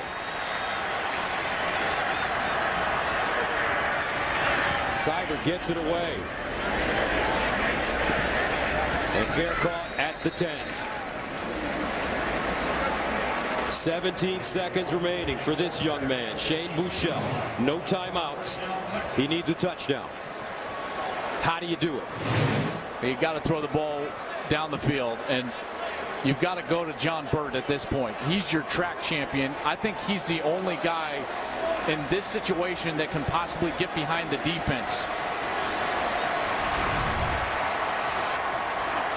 The safeties for Oklahoma should not be closer than 25 yards at the snap of the ball. There would be no reason for that.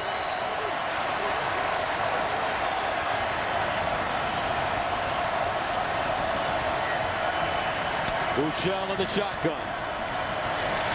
Bounces out of the pocket, throws to the sideline, and incomplete. That one out of bounds. Monty Foreman, closest man to the ball. John Burt not in the game. So they've got Dorian Leonard, 6'4", 200 pounds.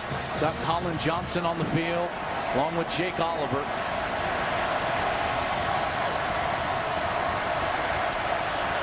Buechele steps up, buys time, and runs it out of bounds with 5 seconds to go. Well, now you got to complete the ball, and you got to start the process of pitching it backwards. This is going to be the lateral game.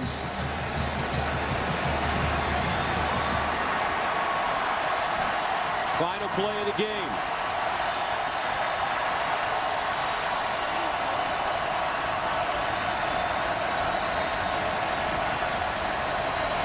Buechele with time. Buechele runs it. Here we go. Looking for a pitch man. Finds Leonard. Leonard throws it to the sideline. They throw it back. Leonard. Keep away. They throw it across the field. Hurd, and he's taken down by guess who? Jordan Thomas. And that's it. Oklahoma holds on. 45-40, the final. As the Sooners beat the Longhorns in the Red River Showdown, but there is a flag on the play. The penalty is declined. The game is over.